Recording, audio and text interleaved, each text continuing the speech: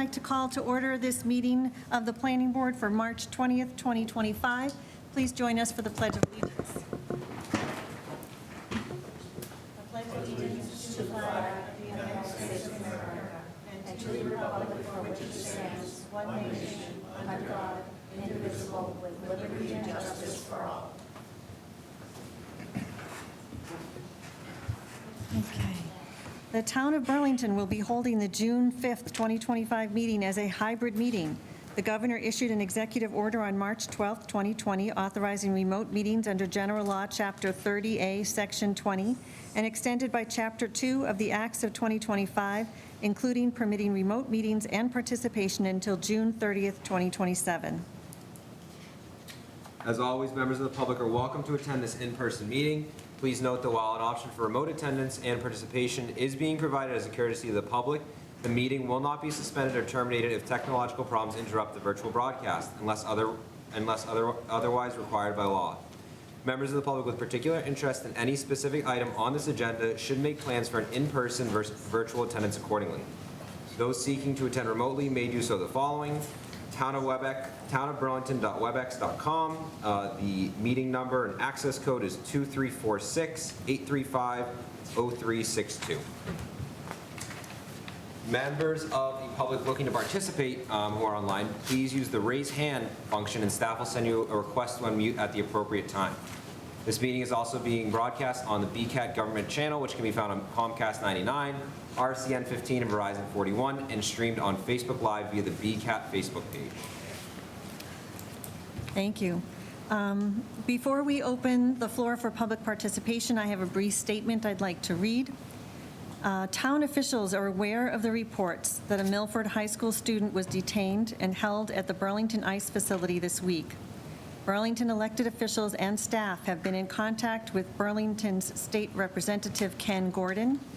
And Ken Gordon, Seth Moulton, and Jake Auchincloss, our congressmen, visited the facility today around 4 p.m. The Planning Board will not make any further comments on this matter until more is known about the situation. The town is currently reviewing previous approvals and conditions issued regarding what is and is not allowed at the facility, and to determine if the operations comply with our 2006 agreement with ICE. We will continue to provide updates as possible and as necessary. If you have further questions, we encourage you to contact your elected officials at both the state and federal level. Thank you. Next on our agenda, we have public participation. If there is anyone in the audience or online who is here to speak on an item that is not on our agenda, please raise your hand. I don't see any hands online. Okay. Seeing no one, we are going to move on to announcements. And our first announcement will be a presentation from Catherine Lecomte, a local artist who has been spearheading the mobile art gallery. Catherine, would you join us?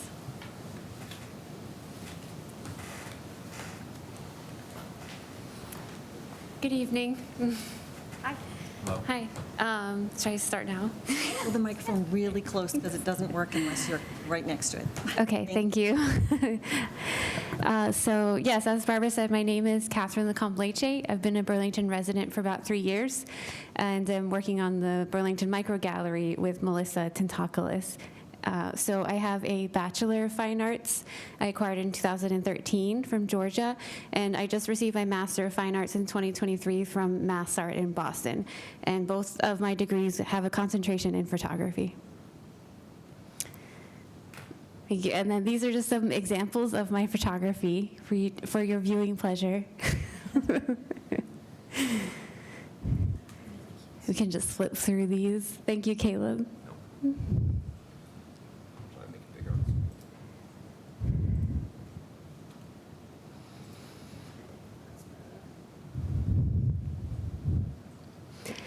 Yeah, so I work in different, various forms of media with a lot of my artistic practice. So that's just a short summary of what I do as an artist. And then the next slides after these are about my curatorial work, I believe, yes, and my job. I'm the program manager and curator at the Photographic Resource Center in Cambridge. So I oversee 7 exhibitions a year there, and try to support the local photography community and artists in any way that I can. And if you go next, thank you. So these are just some slides of some exhibitions I've curated, and a lot of my curatorial work I will be taking into the micro gallery, where I'm sourcing artists based in Massachusetts, but close to Burlington and some in Burlington, to feature their work in rotating exhibitions. And that's my son. I thought I'd throw him in there. I also hold artist panel discussions and events to support artists, artist receptions, which I plan to bring to the micro gallery as well. And yes, there's the micro gallery, kind of. So that was when we first purchased it in October of last year. So this has been in the works for quite a while. We bought a 20-foot long enclosed trailer and completely renovated the inside with contractor, Modern Edge Contracting. And I designed the inside, and he implemented all of my wild ideas. Required a lot of math, but he did it, and that was the end result. And so the next the next step was trying to figure out how to power the space to get it off grid. And I reached out to over 30 solar companies, and everyone said no, except one solar installer I found in Western New York. And Jesse of Graver Electric did the solar. So the space is completely solar powered. The lights and the sign that you'll see in the last slide all run on solar power and backup batteries inside. Yeah, and there it is. This is our final product. We are good to go. Everything is finally working and done. And the space is set to launch at the end of this month. And the official date will be announced next week, early next week. Yes, so that is everything in a nutshell. Thank you so much. Thank you so much. I'm so excited about this. Can you tell us who the first artist will be, who's featured, or is it Yes. one artist? Yes, so the first artist is a solo show, and her name is Jay Hart, and she is based in Concord, Mass., so nearby. And she works with painting, but painting in a sculptural form, so the paintings are very vibrant. They come off the wall. The edges are stuffed. They're very fun, and I think the community will really like it. That's terrific. Thank you so much. Thank you. Board members, does anyone have any questions? Yes, go ahead. Just wanted to know, Yes. I love this whole idea. I was just Thank wondering, you. how did you come up with this idea? It's such a great idea. Thank you. Yes. So I had this idea when I was in graduate school in 2022, but I tabled it for a while because I had too much going on in graduate school. And then I had my son in 2023, and I was sort of looking for a way to get this off the ground. And I actually found Barbara first and told Barbara about my idea, and she recommended I go to Melissa. And I did. I met up with Melissa, and Melissa said, "Oh, this sounds great. Let's do it." Yeah, and I was so surprised. Really good. Yeah, and that's how it all started. I grew up in a low-income household, so my main goal with this project was to make art more accessible and for everyone for free, and also to make it casual. So I think sometimes a white-walled gallery can feel kind of intimidating to someone who's not familiar with those institutions. So by putting in a park, I hope that everyone feels comfortable to visit. Very nice. Thank you. Barbara, Brenda is online, just to let you know, and she has her hand raised. Okay. Brenda, please go ahead. I just want to say thank you for all of your efforts. I think your passion shows that all it takes is one simplistic yes to support a heartfelt initiative, and I think this is so amazing. So thank you again. Thank you, Brenda. All right, anyone else? I just want to say thank you. I'm a proponent of the arts. I think this is great. It makes it accessible. I like the fact that it's in the community for people to engage with, and I think by having it in a mobile trailer, it really stands out. And so I think this is wonderful. Right. Yeah. Thank you so much. Terrific. Thank you so much. Thank you. And we can't wait for the opening. Yes, see you there. I'll be there. Okay. Thank you. Thank you. Okay. All right, we do have some other announcements. Thursday, June 19th is Juneteenth, and town offices will be closed for observations of that holiday. And then we had another. Yeah, the- it's on the next page.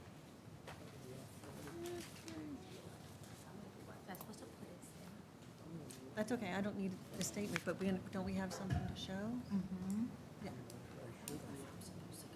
So we also have another little public service announcement, so to speak, for everyone. So I'll just start talking and it'll come up there. So as everyone knows, our country is facing a housing crisis, and Burlington is no different from anywhere else in the United States. Housing is a challenge for people everywhere. But we also wanted to share with the public that Burlington has actually been working really hard to address this problem. Currently, Burlington has about 32% of our housing stock as multifamily. And we also have additional units that are zoned for multifamily that have not yet been built. And I'm going to try to remember the numbers off my head if we don't have them. No, they're coming. They're Okay, coming. they're coming. They're coming. Here we go.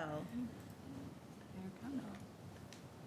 So we do have a number of other properties that are zoned for my multifamily, and they sort of fall into 4 different categories. We have the MBTA communities, which was approved last May, I think, by town meeting, and there's about 250 units that could be built there. We have some units in Northwest Park that have not yet been built. There are a number of buildings already at Northwest Park, but there's the ability to build an additional 167 units there. And then we also have the middle housing zone that was approved by town meeting just this past January. It's a different style of housing, not as dense, but more dense than single family. And we think there's the possibility for about 280 units in that area. And lastly, we have the mixed district that was also approved at January town meeting. This is going to be more of the traditional large-scale apartment building, and that is probably about 700 units that could be built in that district. So we really just want Burlington to know that your officials are working on the housing crisis and trying to do our part. I think Burlington has actually done a really good job of that, and we just wanted to share that with the community. Do any of my fellow board members have questions? I do not. Okay. All right. All right, we do not have any legal notices or non-approvals or administrative matters, so we're going to move on to matters of appointment. And our first matter of appointment is item 7A, a public hearing, application for approval of a special permit pursuant to Sec 4.2.6.10, restaurants, fast order food and takeout of the zoning bylaws, 154 Cambridge Street. JulieAnne's Bakery Cafe is the applicant. Welcome. And if you could, please state your name for the record and pull the microphone really close. You got it. Thank you.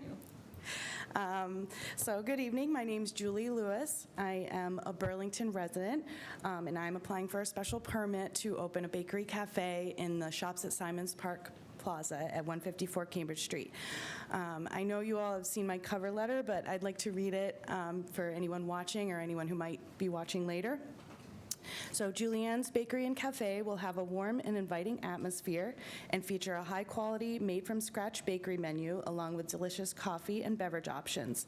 We will offer a range of freshly baked breakfast pastries and sandwiches, pies, cakes, lunch selections, and desserts, including a selection of wholesome, healthy options for our health-conscious guests. JulieAnne's will be a cozy gathering place for residents, business people, friends, and families alike. Our delicious bakery selections will be available fresh from our cases, in-store or to-go, and from our catering menu in larger quantities for parties or meetings.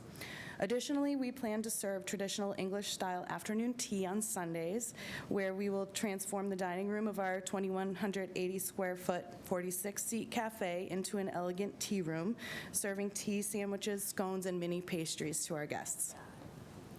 As the owner and operator of JulieAnne's Bakery and Cafe, I've set out to realize my lifelong dream of owning a bakery. Having always loved bringing others joy through food, I obtained professional culinary training and graduated from the Cambridge School Culinary Arts Professional Baking and Pastry Program.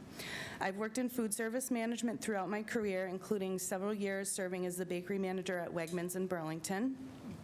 Most recently, I've been running the Burlington Food Pantry as the senior pantry manager for People Helping People. My experience now prepares me to finally realize my dream, and I found the perfect place to do it in my beloved adopted home of 14 years, the town of Burlington. And I just want to say thank you to Liz and Caleb for helping guide me through this process, because it's a little bit scary when you're first doing it for the first time. So, and I welcome any questions, should you have any. Okay, great, thank you. Staff, did you have anything you wanted to add? Don't have anything. No? Okay. Questions or comments from the board? First, you want to go? I don't have any questions. Oh, I just wanted to say I think it's a great idea. I'm looking forward to you opening. Thank you. I'm looking forward to it, too. I can't wait. I thought I saw Brenda's hand up. Is Yeah, it- I will, she had it up, I can try and find her again. It's nice. Oh, there she is. Brenda, you're on mute. It was up to discuss what has already been permitted, but I'm excited for some great pies and cakes in the community as well. But we can jump back to that afterwards. I think her application is more important. Thank you. Thank you. Thank you, Brenda. Sorry, I didn't see your hand up before. Okay, anyone else? Anyone in the audience or online or in the room that would like to comment on this item? Seeing no one, may I have a motion? Just a quick question. So what, I may have missed it. When is the projected opening? We're looking at November right now. So it's a few months out. Yep. Will you sell these pies? Yes. Whole pies, slices of pies, small pies, large, anything you want. Looks great. Madam Chair, so because we have one member online, we're going to have to do everything via Okay. roll call. So I just wanted to Okay, let everybody know.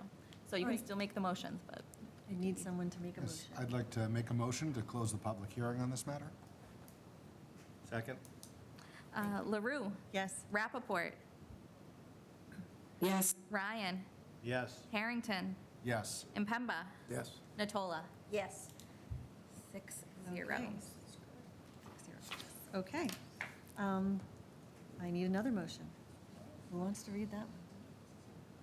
Go ahead, Jim. Sure. I'd like to make a motion to approve the request of JulieAnne's Bakery and Cafe for a special permit pursuant to Section 4.2.6.10, restaurants, fast order food and takeout of Article 4 of the Town of Burlington zoning bylaws to permit the operation of a fast casual bakery in existing tenant space and interior improvements known as JulieAnne's Bakery and Cafe for the property located at 154 Cambridge Street in the general business and central business districts, subject to the following revisions, terms and conditions contained in Exhibit A. Second? LaRue, Yes, Rappaport, Yes. Ryan, Yes. Harrington, Yes. Impemba, Yes. Natola, Yes. okay, 6-0. thank you. Thank All right, you. may I have a motion to take, before we do that, congratulations. Thank you so Can't wait to much. come to the cafe when it opens, Can't wait to have you. November. Thank you. Thank you so much. And thank you for your work that you do at the Burlington Pantry. That's very much appreciated. Thank you so much. It's my pleasure. All right, may I have a motion to take item 7E out of order, please? So motion. Second? LaRue, Yes, Rappaport, Yes. Ryan, Yes. Harrington, Yes. Impemba, Yes. Natola, Yes. 6-0. okay, thank you. Item 7CE, is a public hearing, application for approval of a special permit pursuant to 4.2.6.10 restaurants of the zoning bylaw, 112 Burlington Mall Road. Naya is the applicant. Hello, welcome. Hello. Please have a seat, and if you could give us your names for the record, that would be great. Sure. Should sign in too, yeah? Yes, please. Great.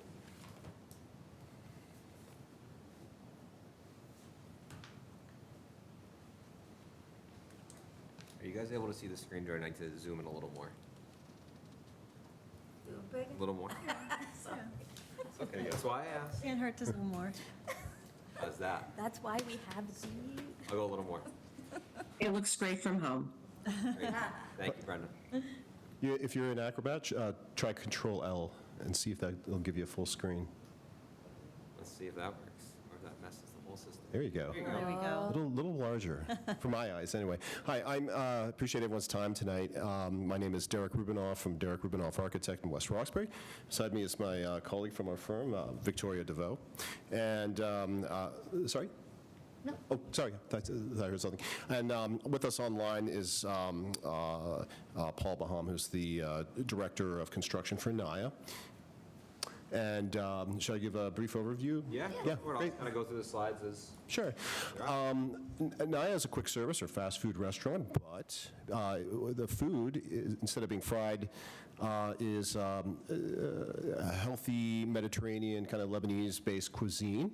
Very popular, is coming out of New York City. We're doing several locations for them here in Massachusetts and Connecticut, so it's a growing chain, excellent product, and we're really excited to be part of the team to help bring it here to Burlington. The stores are very clean, very modern, yet also pretty colorful, and so is the food, kind of catches the vibe of the food. I think our request here is fairly simple. You can see actually so a few more photos of the character of the restaurants. These are all, the restaurants vary quite a bit in character, but I think you can see consistently there's a sense of freshness about them, modernity, and like I said, the kind of the flavor of the color it echoes the flavor of the food. And from all that sexy food, we have now a floor plan. But we're not going to talk bad about the floor plan because Victoria here worked very hard on it. Our seating layout here, first of all, we're taking the former, it was a store of fitness equipment, and we wish to convert it to this food use here. The parking lot is on the right. It's part of this plaza. There's a Wendy's also in the plaza. There's a hair salon and a couple of retailers, I believe. I think there's 8 tenants. So Plaza's been there for a good long while. What we're proposing to do, the tenancy is actually a little bit larger than what it needs to be for us, so we're fitting out about the first, I think, 2/3 of the space or so. And that first third of the space, which you see in that kind of pink color there, that is the seating area. And we have 48 seats are proposed.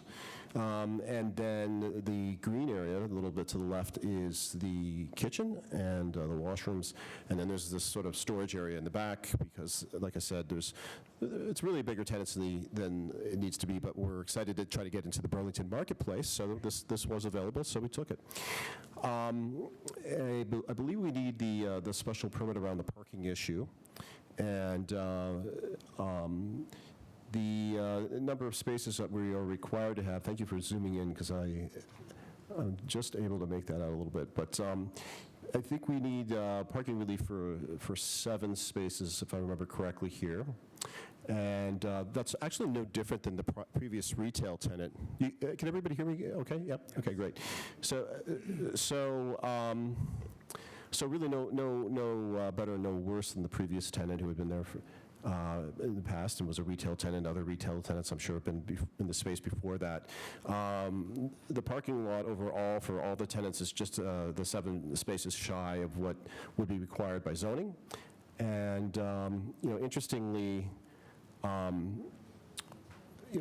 think one of the things that we would put out there for you in terms of getting the necessary relief for parking is that first of all, NIA, a lot of our customers are going to be mobile order customers, so I think it's about 45, Paul on the line can correct me if I'm mistaken, but I believe it's about 45% are mobile order customers, meaning they use the phone, the app to order, they go in, and then there's a special wall, it's kind of a feature wall where they can pick up their bag of food and then go right out. So we don't expect people to kind of hang around. I mean, it's going to be a very pretty environment. We'll show you some renderings in a moment. But we expect expect people to, a lot of people to kind of grab and go and leave. And so we don't think, even if we're generating traffic volume, we don't think that people will be in those spaces for long. So there should be a good amount of churn of the spaces. Also, we did a little bit of research on Wendy's at the other end of the plaza, and about 70 to 80%, based on I think it was a Forbes magazine article, if I remember correctly, from within the last year.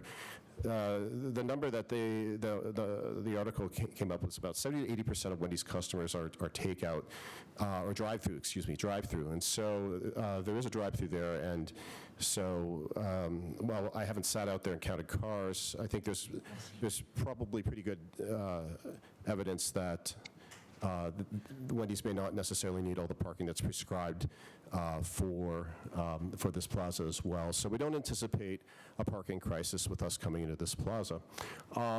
If we go to the next few pages here, that's a project timeline. It kind of depends on our progress tonight with you, but we hope to be open in either, it's probably going to be early 2026 at this point.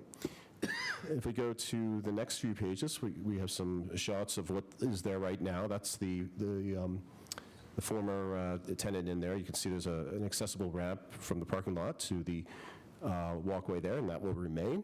And then you also see the back from the main road there behind. As we go to the next page. So these designs are not 100% final yet, but this is the idea that we're thinking for the outside. Bring that kind of fresh green color from our interior palette out to the outside, and paint the sign band, paint the front, and use a channel letter sign. And then we can go to the next page. There won't be any changes to the actual structure of the storefront. This is the rear, where we were looking in that photo from the main road a moment ago, and you can see that we're kind of jazzing things up a little bit with color, with paint there, and signage, and hopefully do an interesting mural on the back wall, which I think would bring a lot of life to that back of that plaza. Like, I would say almost like $8,000 extra than me, but the thing is when you're Is that directed at me? I couldn't hear. No, keep going. Oh, okay, yeah. So these are some interior shots. Again, we're not 100% final with these design renderings, but it gives you an idea about the vibe that the store will have. Again, contemporary, fresh, youthful, healthy, and you can see on the left is the pickup for the mobile orders. And then there's a seating area in the center. And then it's kind of like a serving counter that you go along. It's very similar to Chipotle in terms of how it functions as a customer experience. That's looking back out toward the parking lot. Okay. Great, thank you. Great. Thank you. Staff, would you like to chime in? So so this is going, obviously, the Wendy's Plaza, and I think that they had proposed an outdoor seating area out front, and there was concerns about bollards. However, from what I understand, the property owner and the tenant couldn't really come to an agreement on how to make that happen, so those seats have been moved inside. And other than that, again, staff is comfortable with the parking in the plaza, and we're not concerned that it's going to be overwhelmed by this tenant. So other than that, we're comfortable. Okay, thank you. Planning board members, anyone have anything they want us to ask, or go ahead, Greg. I would like to dig a little bit into the parking aspect of it, all right? So right now, there's, 147 spaces, and we're swapping out 16, replacing 16. So in reality, it needs to have 156 or 154. The site itself, for the tenants in there, if this goes, I know It's 7 shy. it's 7 shy, so 147 plus 7 is 154 is what it's really supposed to have, correct? So my question is what are your operating hours? I think just to clarify, I believe the lot as it is right now is 140 spaces. 140, and it's supposed to have 147. It's supposed to have 147. The previous tenant was supposed to have 147 in total ensemble with the other tenants as well. No, I understand. But I would just want to kind of dig into that just a little bit more. So your hours of operation?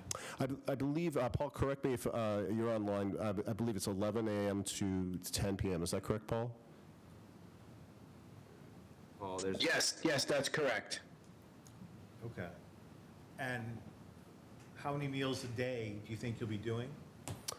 Paul, I'm going to let you answer that one. How many meals? Yes. I don't know.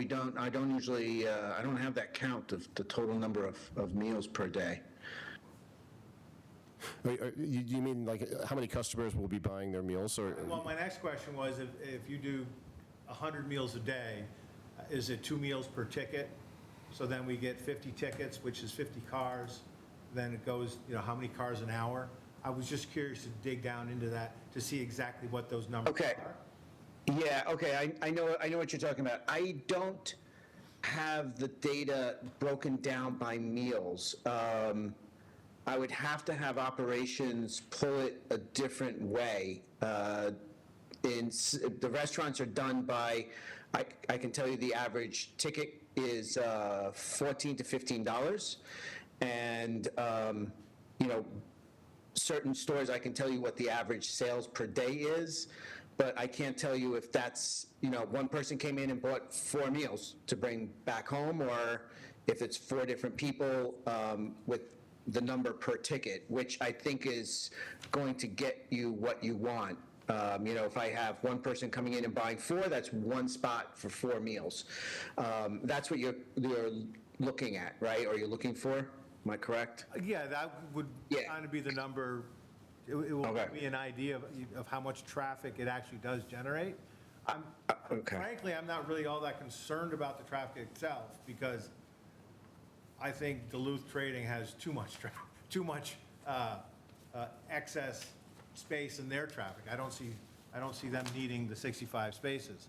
But I was just, for the next tenant that may come in, if Pet Medic goes out or somebody else, or Supercuts goes out, I would kind of like to have these guys have 16 seats, but the traffic they're generating is more than that based upon their, I hope you're generating more.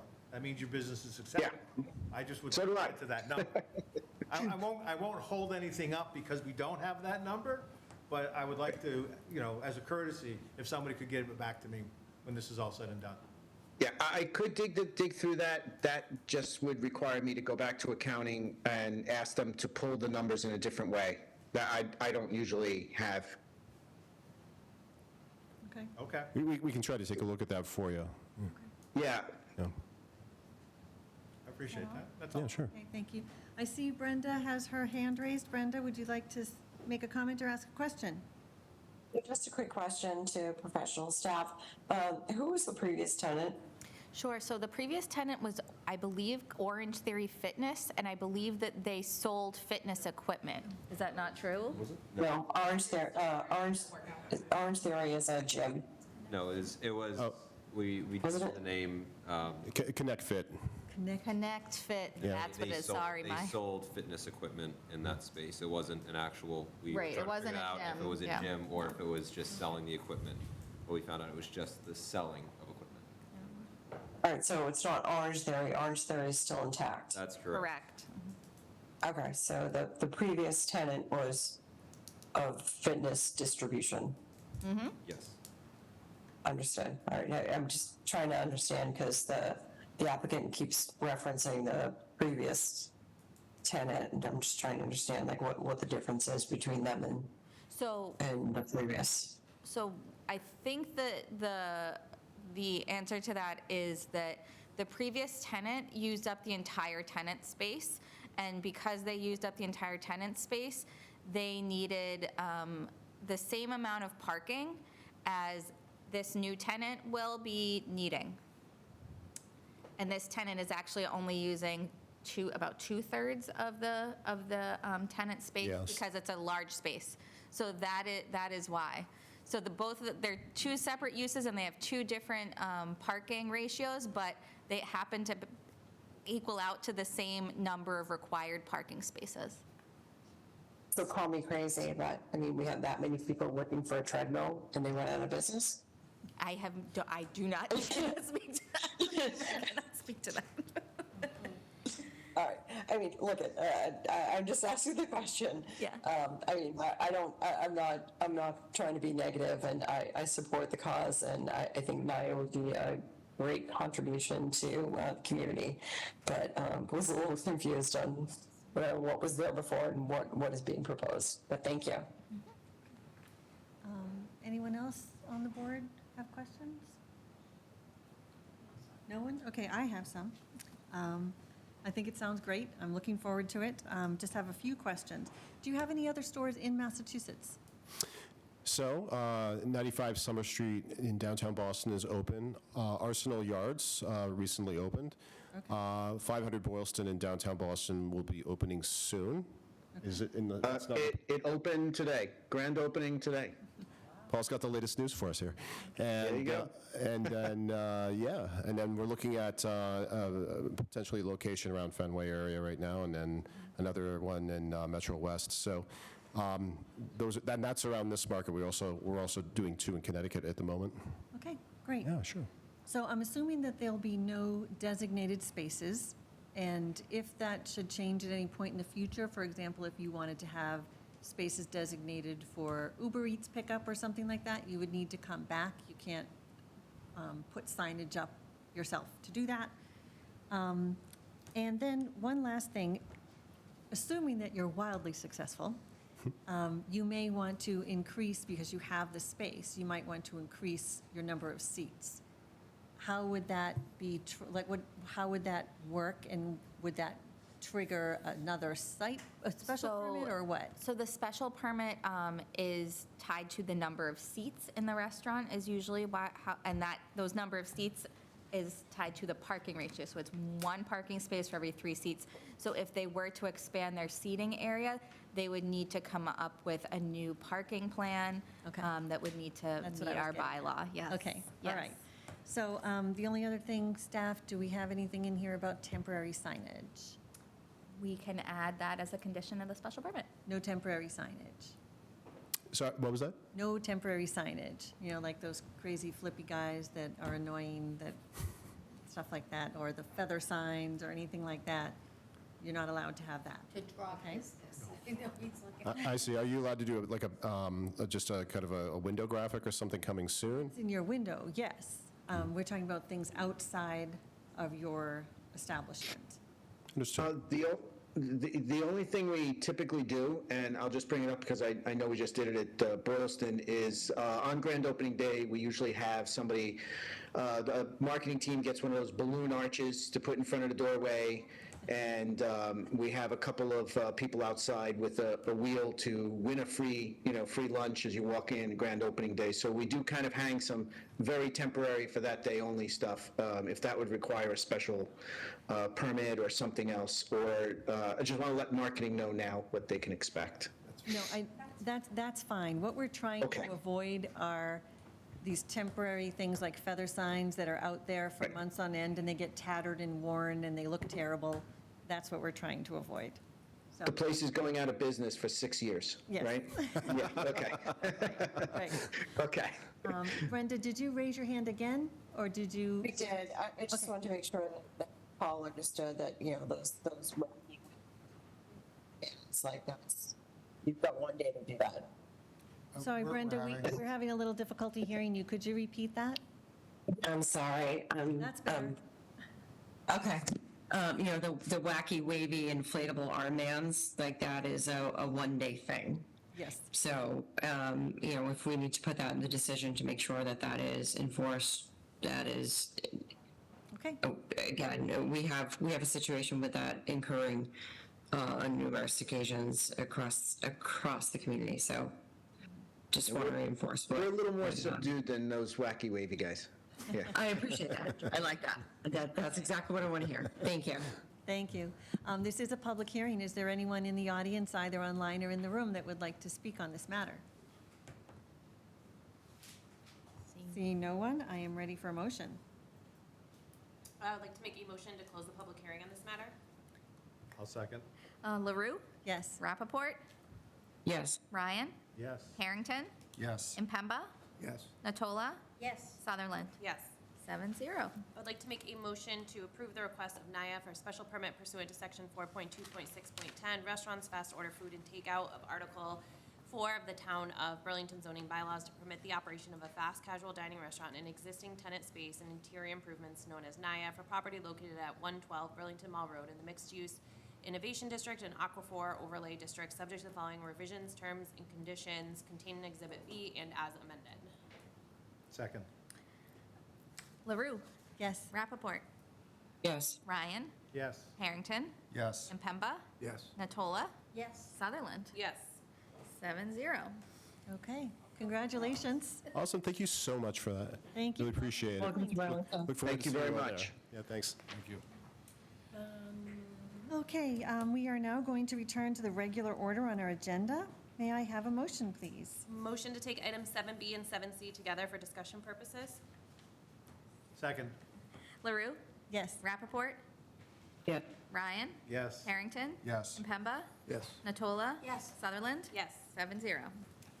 Okay, item 7A is a public hearing, application for approval of a special permit pursuant to 6.1.1.1, non-conforming structures and premises of the zoning bylaws, 1 Overlook Avenue, Overlook Park. Burlington Parks and Recreation is the applicant. And item 7B is a public hearing, application for approval of a site plan, 1 Overlook Avenue, Overlook Park. Burlington Parks and Recreation Department is the applicant. Welcome, and we know who you are, but please state your name for the record. Thank you.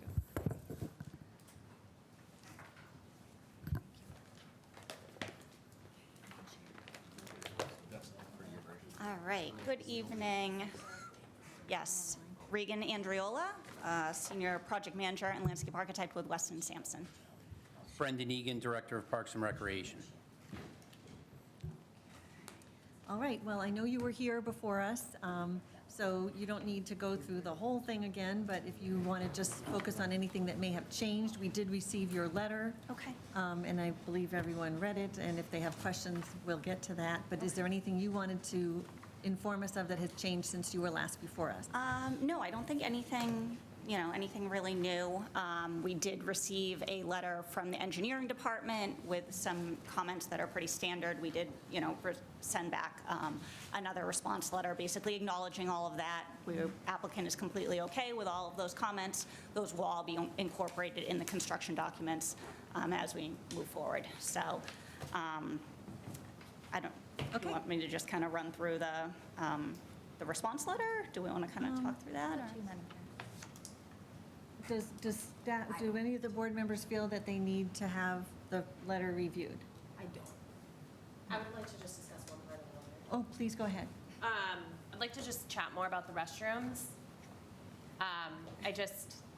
After sitting at a bunch of baseball games, children's events, I do feel very strongly there needs to be bathroom access at this park, especially given that the amazing improvements, which I'm very excited about, is going to encourage more than a 5-minute usage of the park. And given that it's not like you can just go across the street to a Dunkin' Donuts to use a restroom, I do feel very strongly about some sort of restroom, whether it's, I don't know if it's permanent or you can bring in porta potties, although not ideal, at least it's something, but I do feel pretty strongly about there being access to bathrooms, especially for families.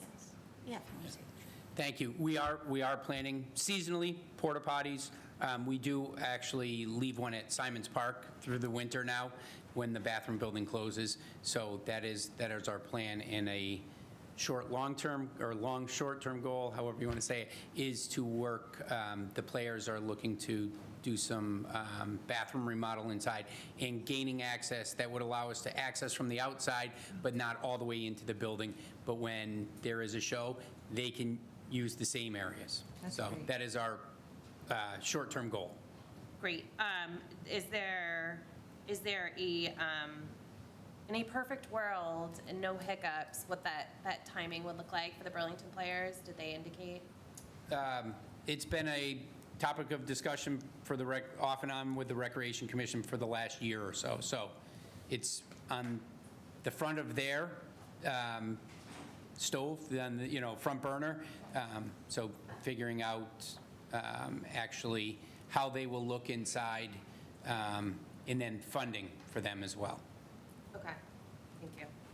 So is it expected that that is an item that would go to town meeting for funding?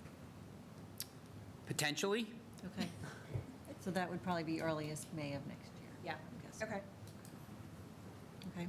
I actually had one small thing on the letter as well, and I don't have the exact verbiage in front of me, but about the dumpster, I believe it said that it would be enclosed if possible. It just has to be enclosed. Yep, so, did you want to speak to that? I think we were saying that it would actually be removed. Can you speak into Yeah. the mic? Yeah. So, Yes. So we are looking at the ability to have off the regular trash route, just a recycle bin, and it would only be, the only reason the dumpster is there is for the theater. We have trash barrels in the park currently that are on our trash route that get emptied.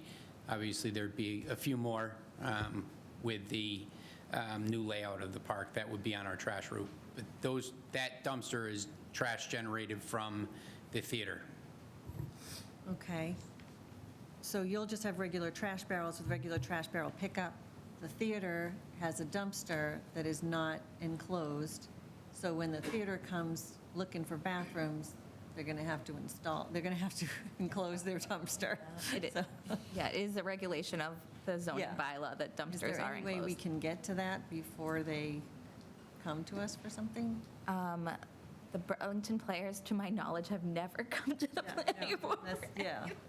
So, but I think talking about, if coming for funding for town meeting, possibly we can. And if I may, just to clarify, kind of the way we have it written in the letter, the way we addressed this was that, Parks and Rec is talking with Burlington players to determine if the dumpster is even necessary. If it's not necessary, and if they can just function with kind of the rollout barrels. That would be better. Then that would be on the route. But as we stated in here, if it is necessary, then it will be screened. Okay, all right, thank you. I think you I can make- misread that yeah, then. yeah. Thank you. Anyone else on the board have any questions about this? I can't wait to start playing on that playground. Joe is a big fan of swings. So, this is a public hearing. Is there anyone in this room or online who would like to make a comment on this matter? Yes, please come forward. You can have a seat right over here, and please give us your name and address for the record. And pull the microphone really close. Hello, my name's Luke Scondris. I'm at 66 Harriet Ave, so I'm on a butter to the project. I am a licensed professional engineer, so I was just briefly looking at the plans to see what was going on, and I just noticed like they're putting retention pond right next to my yard, and with the emergency spillway going right into my backyard. So I have some concerns about that and the retaining of water and all the insects that it will attract and everything like that. And I was looking at the illumination plans, and half my backyard is illuminated now. And then there's some other minor things that I noticed. I only looked at it for about an hour. So I just have some concerns about the project. I'm excited for the project, I really am, but there's just some concerns. Caleb, can we pull up the site plan so perhaps Yep. this gentleman could point out where his property That's is? what I'm trying to get right now. Thank you. I will say that the stormwater application has been approved through Conservation Commission and Board of Health. It has been looked at intensely, and especially Board of Health for that same issue of concern about holding water. So that's been worked through with Board of Health, and this, they aren't, detention areas, they are just Yeah, infiltration. Yeah. areas. And, So a lot of standing water. yeah, but only, And there's a lot of trees right next to it, so it's going to clog those OCS structures very easily. well, I mean, that's all part of the operations and maintenance plan that was approved through the stormwater permit, so. While and we're with- pulling this up, it was my understanding that the park was open just dawn to dusk, so I didn't think there was going to be much lighting just for the the traffic circulation, is that correct? Yeah, there is lighting, and I'm guessing I know which property yours is, right at the entrance there? Yeah. So there's a few light levels that you can see if you pull up the photometric plan. Then if you actually zoomed in, the actual light levels are basically moonlight. It's just, it's not any darker than, or brighter than a moonlight level. It's like 0.1 foot candles. And that's also at, you know, it's dawn to dusk. This is mainly for like, the lighting would be for 4 o'clock in November when it's dark, but, you know, it's already starting to get kind of dark out, but for the kids to play on the playground, so. And then when would they turn off? I think that, again, it would be sort of a dawn to dusk Yeah. type of thing, you know? Yes, they would, they would be providing just lighting in the parking lot. I don't think we have them going off at a certain time. They would be, Yeah, as we you haven't. mentioned, dusk to dawn. So they do turn off, though?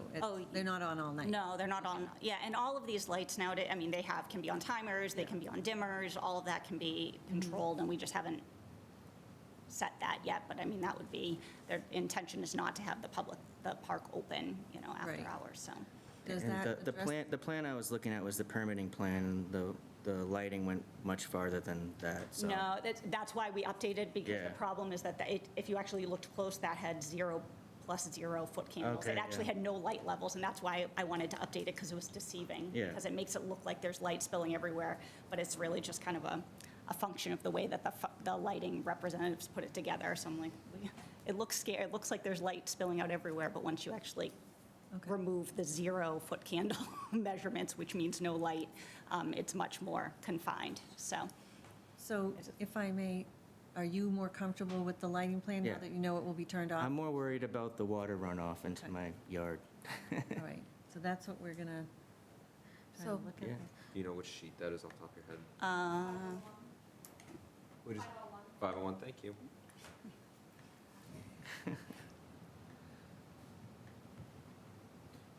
And is yours too? Going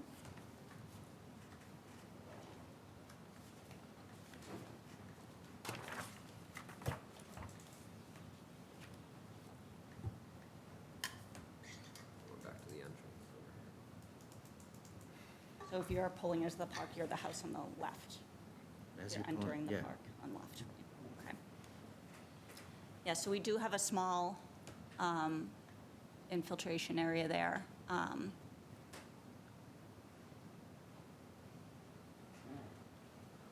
So is your property the one that's on the corner there? It's right, yeah. Yeah, like right where your mouth, where yeah, the right house there. is, Yeah. Yeah, it's capturing just about, you know, half that parking lot area. It's very small, and we do have basically yes, there's an overflow, but what it's also going to is, it's going to be piped out to that level spreader that is much further down. So, you know, and the other thing is that currently there's no stormwater anywhere on the site. So we've now are improving the stormwater. We've actually created a reduction in overall impervious on the site. We're providing 3 different stormwater areas on a site that had no stormwater. There was nothing there before, everything just ran off. So, you know, although I understand the concern, being so close to your property, you know, we are actually containing it. We have a way to, any overflow, to divert that, spread it out, and so that it has, you know, the least impact, and it's really going through kind of wooded area further down. So, I mean, it's been reviewed several times by Conservation and Board of Health, who all were in agreement with the plan, so, and have issued the stormwater permit, so. Where is it being spread out to? So if you see, I mean, there is an overflow, it says proposed emergency spillway. That would be if you had, you know, a very large storm event, that not all of it could be diverted, so some of it would kind of go in that little riprap area. Otherwise, there's the overflow that goes to that drain manhole, and then you can see kind of those 2 lines that go kind of diagonal page, down bottom right. To the right. So it's going all the way down there to a large level spreader where basically it goes through a pipe, any additional runoff, and then the pipe is buried under the ground, and then any excess water kind of bubbles up, and it's across this large, I think that one's either 50 or 25 foot long level spreader, so any extra water kind of bubbles up and then just disperses. So it's not like a typical, you see a little flared end with stone, so then it's, the whole point is to minimize any scouring and so that there isn't erosion along the, on any of the properties along that edge. So it has been, we realize that we're very close to your property and it has been thoughtfully designed. You shouldn't get any water at all, you're saying? No, I mean, there's the emergency overflow right there. That's, again, in the event of a very large storm. But we're also, it's not a lot of water. If you see the size of this bioretention area compared to the other areas, it's much smaller. So it's really, you know, the amount of water that would be going through there is minimal, and it's currently sheet flows off the property, so. We can't hear you. Are you a resident? Yeah, it's my fiance. Oh, okay, if you're the same property, you Yes. can join him. Hi. Hi. And I'm could you Romina. state your name for the record, too? Yeah, I'm Romina Gugo. I just wanted to ask, do you know during the design of the drainage, do you know like how much water that can contain? Sorry, I'm a civil engineer too, so. Yeah.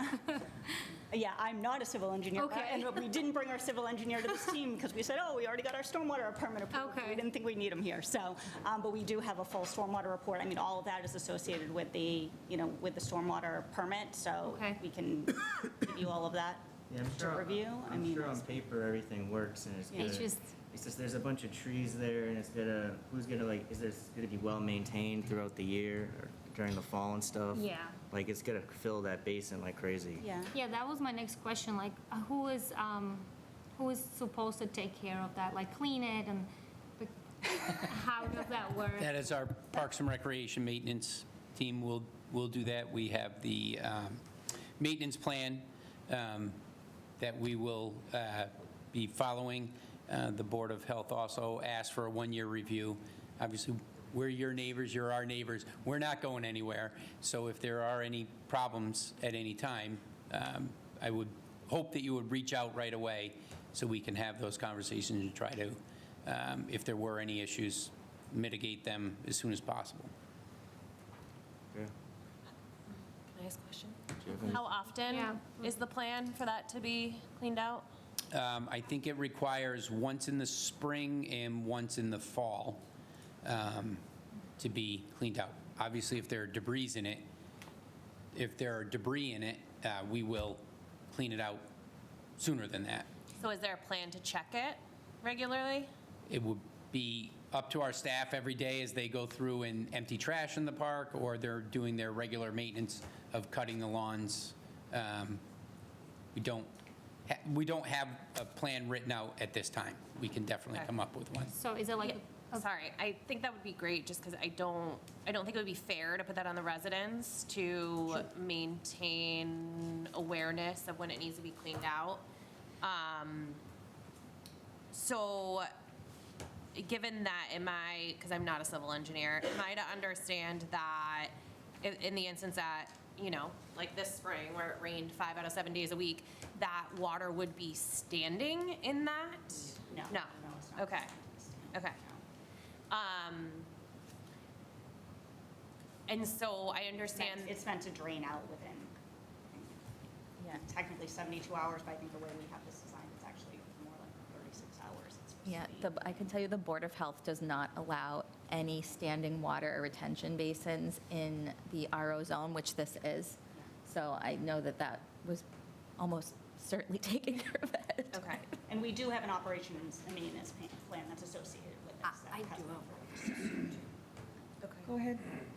The question I have is, when Burlington sprays for bugs, do they go by their special so that that they don't get any extra bugs because of the water? Because I think that was one of their concerns, is the insects that are going to be brought with the water. If it's just, I know Burlington does spray for insects and things of that nature. How do you get them to go in those areas? Do we have a plan of? So that's the Board of Health. They do the spraying. So we'd have to check with them. But again, I'll reiterate what Regan said, the stormwater and why the Board of Health approved it. There is no standing storm water, or standing water. Obviously, you have a heavy summer downpour, it's going to fill in, but it's meant to drain right out.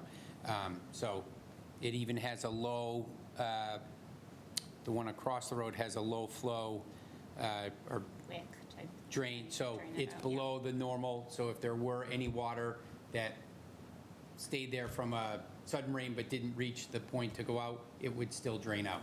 It's in a riprap setting, and it will go out from there. Yeah, this was Okay. extensively And this- reviewed by Board of Health, so. Right, this was already approved by the Board of Health, correct? Correct. Yep. And Concom. But you They said really it's- are the experts in But this you area. said it's We are. reviewable, it's reviewable after a year, right? The Board of Health's going to look at it again to make sure it's all working properly. Correct. Yeah. Okay, I would therefore encourage you to reach out to the Board of Health, just to understand, have them explain to you why they feel so comfortable with it, and then check in with them about a year from now, Yeah. so that you're able to tell them how you think it's going as they do their review. Okay.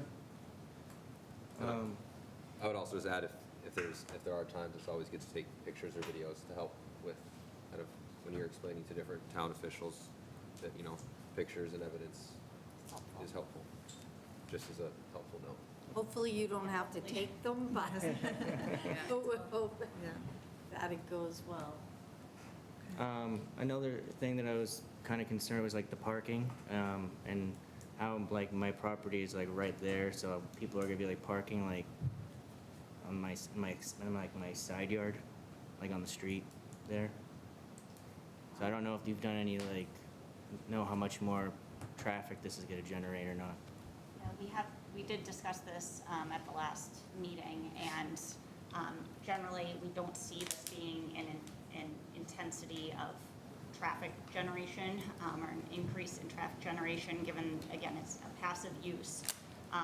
Because we are showing parking there, but currently that's where some facilities, trucks park. It's kind of a gravel lot right now, so we're not wildly extending the limits or the capacity of parking. We're just formalizing it in a way that's safer and accessible. So again, we are improving it, which is great, but we're not putting athletic fields there. We're not doing anything of that sort that should really be a high traffic generation use. And I know there was questions about putting signage up along the streets there for no parking along the streets. Unfortunately, that's not in our purview to be able to, propose signage in the public right of way. So that's really something that would be up for the town, whether they determined it needed to be there on their own. So, and again, that's kind of the furthest point away. You would think most people who are coming to use the site are going to park closer, away from your property and further up towards the uses that they, closer to the playground. So. If it does become a problem, I think you should call and report that, then they can look at that again if someone is parking. It's within the authority of the Select Board, I think, to put signage on the street, so we wouldn't have that authority, but if it became an issue, the Select Board would be able to address your concerns. All right. Okay? That's all. Thank you. Thanks. Nuisance for, Thank you. Is there anyone else in the? I hope it's a great Yes, sir, park. please come I'm excited forward. for it.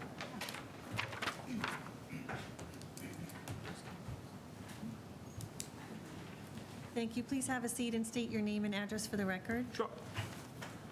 My name's Joe Booza. I've been a 40-year resident at 4 Edgemere Avenue, so I am one house off of the new park. I'd like to start by saying I'm extremely excited about this. I played there as a kid, but unfortunately watched it kind of deteriorate over the years. So I'm real excited about the plan. A few things I'm glad he mentioned the water, because every house up there, we're one of the highest spots and we're on ledge. When water events happen up that park, we get it in our basements. Again, I've lived there my whole life. I've pumped water out of that basement. It comes up from the ground. My father put a pool in there back in the 80s. We blasted for 3 days to get down 6 feet. So that water table is very high. So I'm glad it's on record with some of the water issues. The other that he mentioned too is the parking. I've watched the players up there for many, many years. It's amazing how many cars actually go up there and people that fit in that building. To me, looking at this plan, there's not enough parking. I see that in Phase 2, right near the fence there, they're planning on putting some overflow parking, it was called. Me personally, would love to see it in Phase 1 and open that up so that the cars do not come down our street. It's a smaller road, so if they parked on either side, you not only wouldn't get an emergency vehicle through, you'd have hard time just getting a regular car through. So it's definitely one of our concerns down that road of people parking. So, again, there's a lot of cars that go up there for those players. May I ask, do you know what the parking capacity is currently? I It's know hard to it's not really say form- that because it's Yeah. just gravel, there's no parking, so, and I will say that the overflow parking is not actually meant for Phase 2, that is. It is in Phase 1? Phase 1, Okay. yes. Yeah, I mean, if I was to guess, just on average, I'd say 40 to 50 cars go up there for one of those plays pretty easy. It's, like I said, they go by pretty quick by the house and go up there for the play, and it does get busy, so I just hate to see them start coming down the road. Yeah, so we figured we have 38 formal parking spaces, and the overflow would fit about another 20 or so. So 58, you're talking Yep. close to 60 Yep. parking spaces, is that where? Okay, yeah, just as long as, we take a good look at it, that's all. Okay. Couple other just quick things, we talked about the lights off at night. Growing up there as a kid, and self-admitted, I partied up there myself. That's what happens, right? At nighttime, if the lights are on up there, we're going to get some kids going up the top of the park, which I get it, I was a kid too, but if those lights are on, I think it would attract quite a bit of attention, and they can go up there and nobody can see them. Burlington Police do a great job patrolling it, but, they go up there anyhow. And my 10-year-old actually caught this no basketball hoop. I know it's a tough one, but there's a playground for the younger kids and everything like that. Even just one hoop for the kids to shoot. The basketball court has been up there for years, but really never been able to use because of all the overgrown trees and everything else. So I think it would be a cheaper and just quick addition to the park that I think would allow some of the older kids to use it as well. Like I said, it doesn't have to be a full court, even just a net with a couple lines for the kids to shoot, I think would be a good addition. Okay. Thank you very much. Yep, thank you. Thank you. Anyone else in the audience or online? Okay. Oh, yes. Please come forward. Before she begins, can we add in there that for the lights to go off when the park hours are over? Oh, yes. Can we add in the decision? Absolutely. Okay. Thank you. Sorry. Yes? Sorry. Can I just state that if there is a play up there, the play ends at 10 and it's Okay. after dark, that we keep Right. lights on through the end of a play? Like maybe, 11 o'clock that they go off? Yeah. What are remind me, the normal park hours? We are dawn to dusk. Okay. So yeah, with So I just want to make sure there's exception of an event. safe access. Yeah. I'm sorry, go ahead, please. Thank you. My name's Sarah Cawley. I live at 10 Sunnyside Ave, which is in the neighborhood adjacent to Overlook Park. I'm just here to voice my support for this and, just say that I think the concerns of the neighbors are very valid, and I hope everybody takes those into account.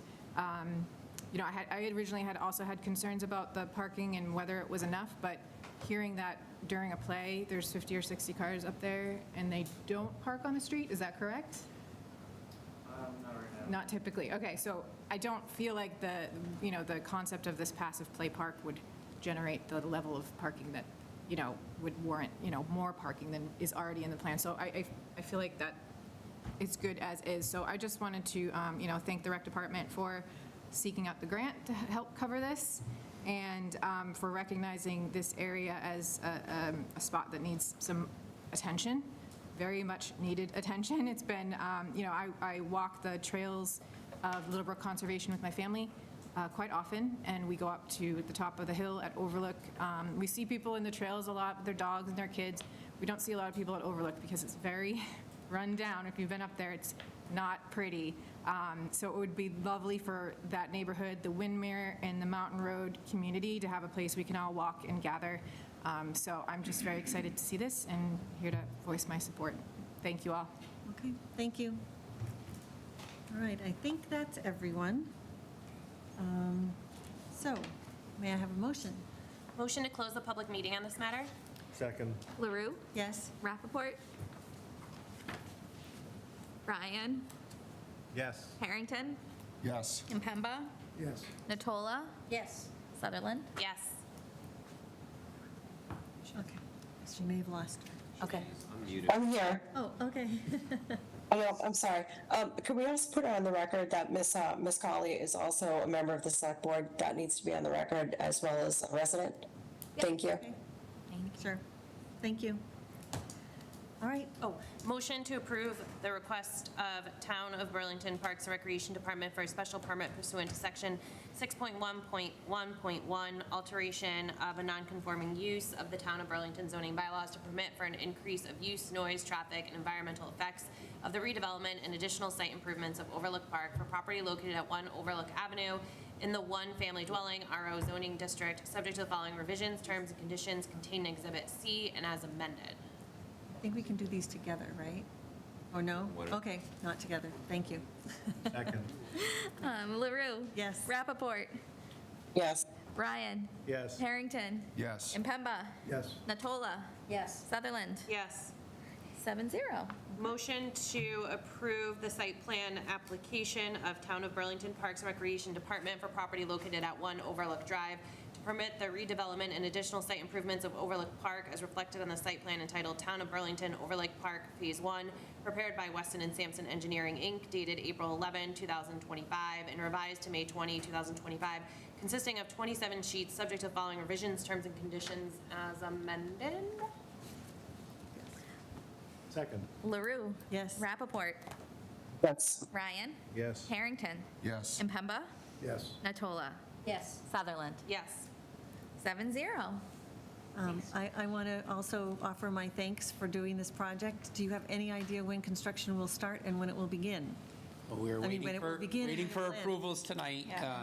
We're planning to finalize the specs and then hoping to go out to bid in July, having contract in order in August and breaking ground This year? this year. Oh. We have to expend the money by December of '26. So Okay. we have just over a year.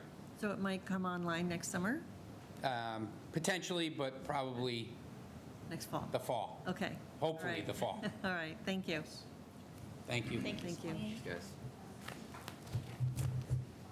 Okay, we are up to item 7D, right? Yes. Yes, okay. Item 7, oh no. D is a public hearing, petition to amend the zoning bylaws, Article 8, Section 8.6.0, MBTA Communities Multifamily Overlay District, submitted by Nordblum Company and its affiliates, NWP Building 34 LLC and NWP Building 35 LLC. Welcome, and we know who you are, but please state your name for the record.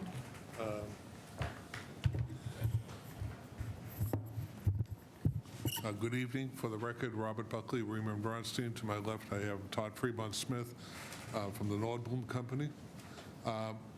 We were here about 10 months ago, going through a similar, essentially the same proposal, and we went with the land use as well as a zoning bylaw review. So we did all of the pre-town meeting required vetting. We also worked with staff and took their comments, as well as comments from the board. But given the complexity of the Maytown meeting, we made a strategic decision that we probably would be best served by not going forward. So we withdrew, refiled, and from a regulatory or statutory compliance, we are required to come back to the planning board. What motivated this initially was the MBTA communities. I think the vice chair made a very good point in the beginning. The Commonwealth is in dire straits with respect to creation of housing. I think if I analyze that sentence, the word is creation of housing. One of the issues with the MBTA communities is that the term that is used is paper compliance, that you don't have, you zone it, but you can't build it. Here we have a situation where we can build it. The Nordblum companies have invested millions of dollars across the street on 3rd Avenue and Network Drive. The properties that we're looking at are unresponsive and likely will never become responsive in their current format, would have to be redone, and the economics don't justify that. 2 reasons: the cost and the topography, as well as the availability of space elsewhere. And offices right now in a tremendous oversupply. So we've come forward with a proposal. We're asking some modifications. I've said to staff on occasion that the MBTA zoning bylaw can be used as a planning tool, not just here, but in the future, maybe other sites, but it could be a planning tool to create housing. We are asking for an increase in density and a slight increase in height, but what we're doing, which I don't like doing, but what we show you is what we're going to build. We've spent a lot of time fine-tuning it, saying we're not going to go to town meeting and show something that we're not going to execute on. So generally, that's a very dangerous approach to take, but we have spent a lot of time and effort to make sure that what we're doing is that we can execute it. And with that, because I promised we'd be quick, I'm going to give it to Todd. Good evening. Todd Fremont-Smith with Nordblom Company. We will be brief. I just wanted to recognize, in an effort to be concise, we left at home our talented experts, but they are on the phone on the Zoom call. Frank DiPietro, who you know, a civil engineer, Kate Lux, who's a senior designer at Stantec Architecture, and Sabrina Miller at Copley Wolf Landscape Architecture. So again, we're working with very talented designers on this project, as always at Northwest Park, trying to do a good job.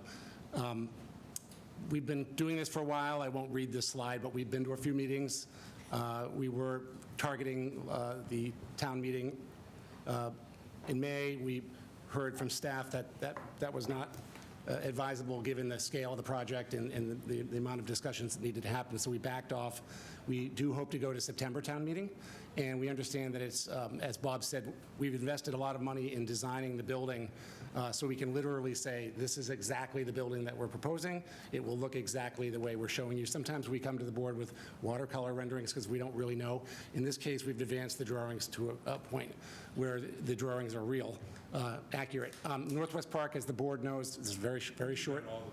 Very short history. Back in the 50s and 60s, the park began. I just looked 18 years ago, we rezoned Northwest Park, I can't believe it, for mixed use, and so it looks something like this today, and I know the board knows this site very well. It's doing very well. The park, contrary to what you hear about the multi-story office market, the big tall buildings on 128, which used to be housing 55-year-old senior software engineers. Well, those people, having invented the internet and having invented Zoom, are now staying home. So that market's really in a tough place. Northwest Park, by contrast, has a lot of single-story flex buildings with slab-on-grade, loading docks. It is now amenitized with Wegmans and Bancroft and Archer and Lifetime Fitness, and so it's thriving. Rents are the highest they've ever been. We're 100% sold out for the single-story invention-type genius factory-type space. So across the street, and I just put on the slide what we do here, we do have multifamily housing at Northwest Park. It does very well.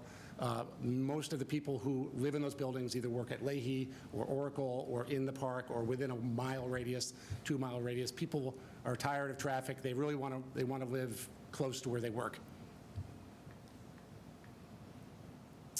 Into that mix, the town, we appreciate very much, rezoned a couple of our older buildings, buildings 2 and 3 on this site as part of the MBTA mixed use, MBTA housing.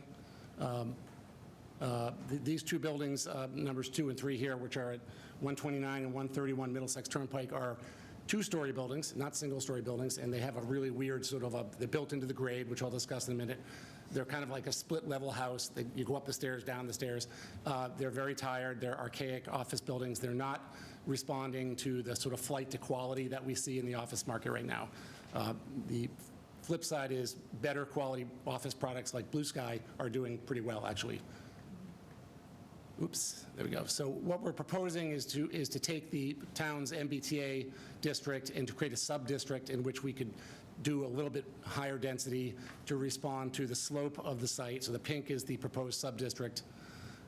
The site does drop off 25 feet from front to back. So as we try to bring the building up to Middlesex Turnpike and address, I'll show you the rendering in a minute, just know that the site slopes steeply down, which is an opportunity which allows us to put all the parking, most of the parking, under the building in a two-level structured garage under the building.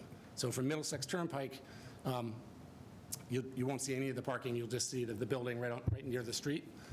It also allows more green space, which, working with staff, they had a really great idea, which was to use this site, if we had more green space, to connect Northwest Park and the people who work there, the thousands of people who work there, down to Great Meadow Road and then over to the forthcoming Tate and other amenities and on to the mall where there's Sweet Greens and coffee shops. And so this is a view of the proposed building from the Archer Hotel, looking out of 3rd Avenue. This building is drawn exactly as it would be built. And it's, we think, appropriate in terms of an urbanistic architectural scale. Again, we're working with Stantec. They're a big downtown Boston firm. Actually, they're publicly traded, 26,000 person nationwide international firm, but they've got great designers. And last time I was here, Tamara Roy came with us, and Tamara is a senior designer, and we've really challenged them to say, is this the building we really want to build? Because we're going to have to go to town meeting and stand there and say, we will build the exact building. It's not kind of, sort of, but exactly. So you see Bancroft on the bottom right there. And then as we come around to the front onto Middlesex Turnpike, heading north, this is a view heading north on Middlesex Turnpike. Again, urbanistically, I love this moment. It creates a real compression in the street.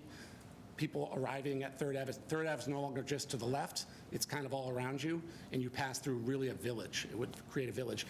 You can see the pathway that would be coming from 3rd Avenue along the front of the building, and then it would go down to Great Meadow Road.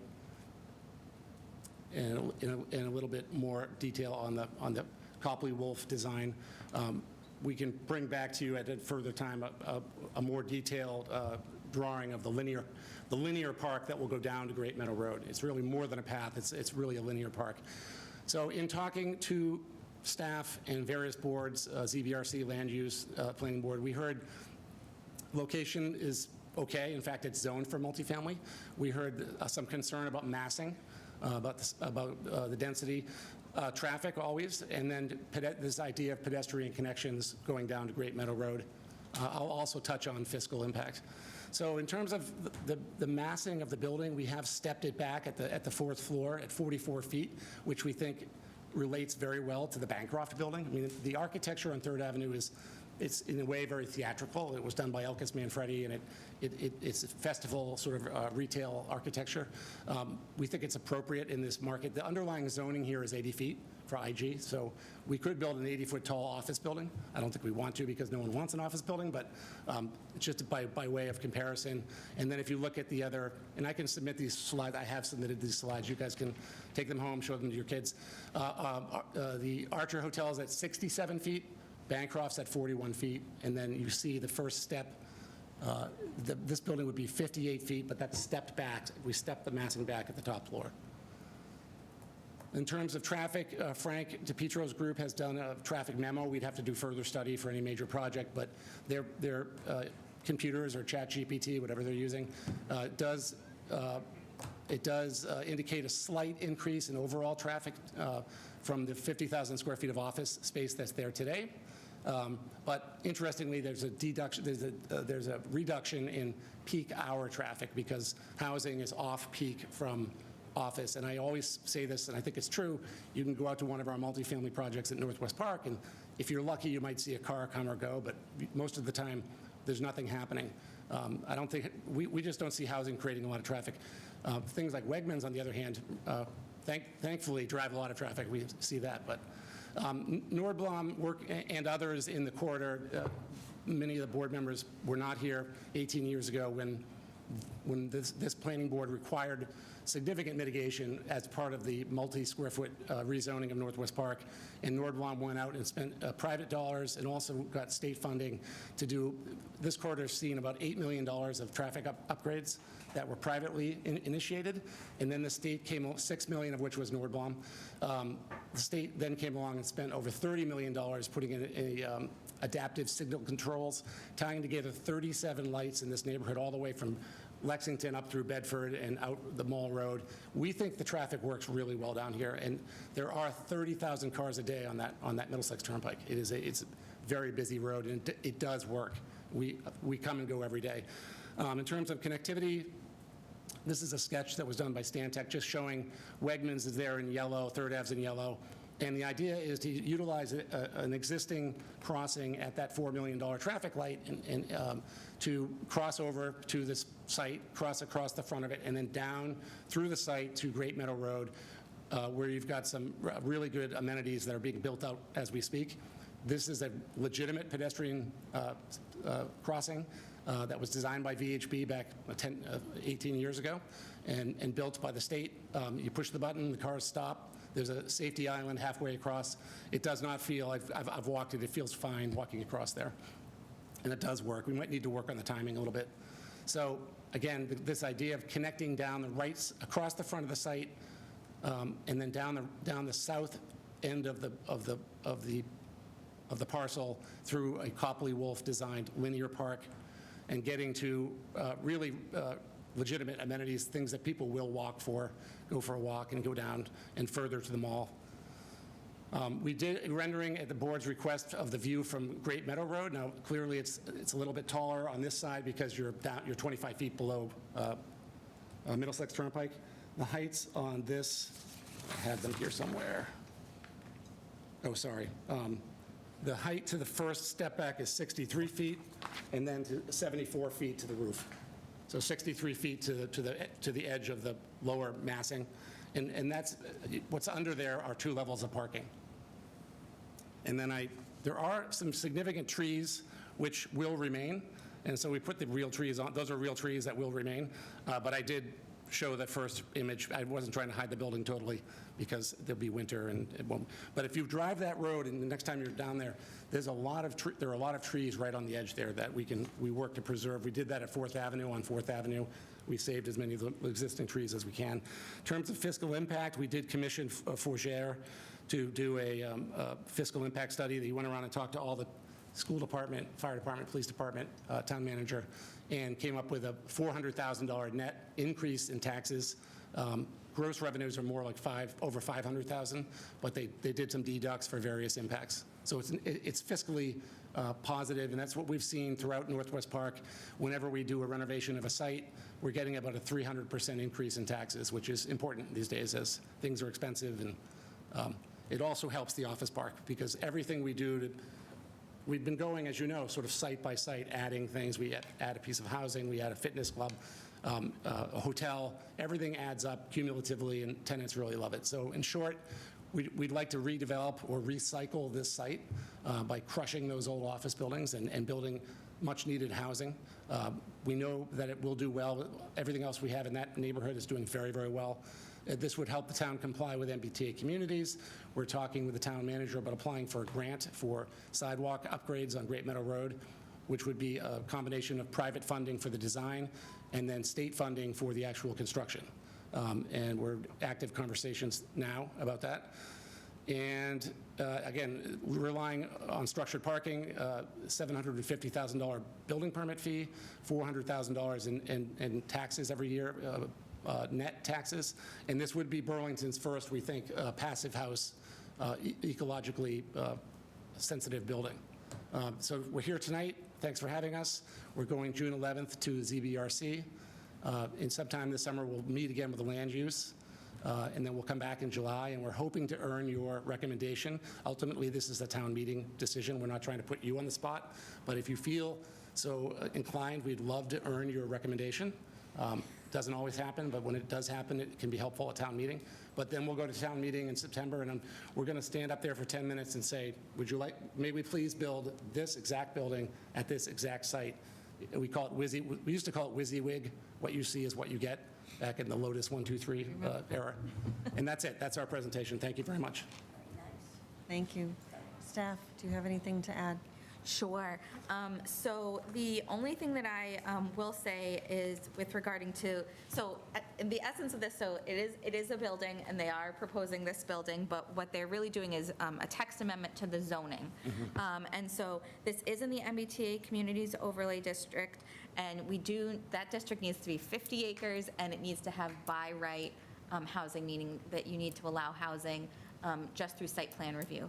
So this does that, but my concern is that this is, a higher density than what, has been looked at for what was approved by town meeting. And that's not saying that it's necessarily bad, that's up to you guys to decide, but a density of this size, we usually would do a special permit with that. And in order to make that work in the zoning language, I would recommend a density bonus or through the language as opposed to just a by right, this is the density. So, it's just, looking out for the town, making sure things go through the proper channels, and that would be my recommendation, Madam Chair. Okay, thank you. So this is a really big and important project, so I'm not going to just say who wants to speak. I'm going to start at one end and give everybody a chance. So Jess, I'll start with you. Okay. So I'll start with, obviously, we know the product of Nordblum is always, wonderful. You guys do great work. Thank you. I don't have any doubt in that. But I think to staff's point, not only with the MBTA communities, but even with the mixed-use district, density wasn't this high. Obviously, that doesn't mean that there wasn't room for discussion, depending on what the product is, what kind of the benefit comes out of it for both the town, the residents, and obviously the application. And I think the area is great, given that a lot of folks who are going to be working in that area typically look for that type of housing. But at the same time, likely, I'm sure a lot of the units, similar to other units everywhere in the state, very expensive. And I had seen in the calculation, you right now are about 15% affordable, which is great to see. I would have liked to see it closer to 20%, but I also recognize that y'all did reduce the units down slightly. So, I'd be happy to meet in the middle at 18%, claim that as the middle. And I think that would be, right now you're at about 29 affordable. I'd like to see that closer to 33 units. And not just like studio additions, talking like 2-bedroom, 1-bedroom, would really like to see there. I'll keep going unless there's comment. The other thing too is, I travel that road a lot. I am that person that cuts through Coles. Curious how that traffic pattern comes into play with the traffic analysis? Yeah, I can't answer that today. We'd have to, as part of a site plan approval process, we'd have to do a full traffic study, and you should stop cutting through Coles. That's not nice. I slow down with the speed bump. I go around. Yeah. So I definitely would like to understand that, because I do think traffic, even whatever the traffic study says, all that, I do have just a lot of genuine concerns. So I think it's solvable, yes, but I think we really need to spend a lot of time digging into that. And also, when I do drive that road, I almost feel like, because I grew up in the middle of nowhere where I drove a lot of back roads and loved driving back roads. And I think even though Great Meadow is small, it reminds me of one of those back roads where when you're driving it, you kind of like can like take a deep breath because you're not fighting all these people around you. And I'm worried, with this there, that feeling of a back road goes away. And so I would like to really dive into what other public space, since we would be adding more of that type of environment to that area, are there other areas close by that we can now kind of work on to supply that reprieve for folks in town? Some public space improvements. I think a lot of people on this board know I would love to see a lot of love at TRW Park, which folks, I mean, it's not a short walk, but you certainly can walk to it from this site down Mall Road. I think that would be something that would be great to see as an investment, especially for folks who will be, moving into this. I think those are some of the initial things I would love to see, but I think location makes a lot of sense to me. I've always been a proponent of housing, so I'd say that's kind of where I'm at right now. I might have more questions or comments based on other board members. Okay, thank you. I want to go now to our chair, who has her hand raised. Brenda? Thank you, Barbara. So I just have to let you know, it's probably about 2 o'clock in the morning. I'm in Munich, but I thought this was really important for me to be present because there's been a lot of conversation about housing. And so first and foremost, Nordblom has offered great product to the community and has been a great asset and a great member of the community. So let me start by saying that first. One of the things that was said was that you've met with different boards. There was also, and by any means, please interject and correct me if I'm wrong, have been meetings with the Economic Development Director, Melissa Tentopoulos, to talk about this project. I would have liked to have heard that conversation implement some commercial aspect. And so at the MBTA communities, my understanding was it was 20 units per acre. And if there was a commercial component, that we could have more. I think, more units, I should say. I think what I had asked professional staff to do, and which was what started this evening's meeting, is that in the past, projects have been presented to the planning board, town meeting, and community members, but I don't believe that we've ever fully depicted what's truly available. So we have 3,879 units, rentals and condos. Town meeting has approved warrant articles for multifamily housing since 2007. Between 2007 and 2025, town meeting approved zoning that allowed for approximately 1,611 units of multifamily housing. Of those units, 476 have been constructed. That leaves 1,414 units of town meeting approved unbuilt housing units. Liz, I don't know if you have this number offhand, and I'm sorry to put you on the spot. How many units has Nordblom been approved that hasn't been built? So I know that they were, when originally they redeveloped Third Ave, they were granted 300 units, which they built with the Tremont and the Huntington. And then I can't remember what year. It's on that chart. I know. It's 167, which are unbuilt. Thank you. And where we'd like to build those is to talk about public spaces. I just drove by the Commons, as we call it, in front of Lifetime Fitness and in front of Lifetime Living. It's actually growing in very nicely. The trees are growing. It's a beautiful park. We'd like to put another building on the other side of that park, and we're waiting for that building to come available. It is under a long-term lease. So 167 yet. 167 is the answer. Sorry. Yet to be built, Brenda. Correct. Thank you. Yep. Okay. Yep. So and when does that lease become available? It might be 137. My dyslexia is. 167. We can confirm it, but it's in that range. It's like 100. Okay. Okay. So when does that lease expire? So I don't know. when is that available? It's 5 years from now or something like that. Yeah. I mean, I know that, again, I love the product that you produce. I would like to see you put that money towards that 167, 137, whatever you want to call it, have that be built. 137. And then look at this project. 33. Put together a traffic study, but I'd like to see a commercial component to have that density be increased, because I think that just if we're going to approve, or if you want, at least I can speak for myself, if you want my support to increase that density to that extreme, we're going to be setting a precedent. And then the next thing you know, all of your neighbors are going to be looking for the same thing, and we're going to have a big problem on our hands. And just to where you said, 300,000 of tax dollars going back into the community, our tax focus needs to be on commercial.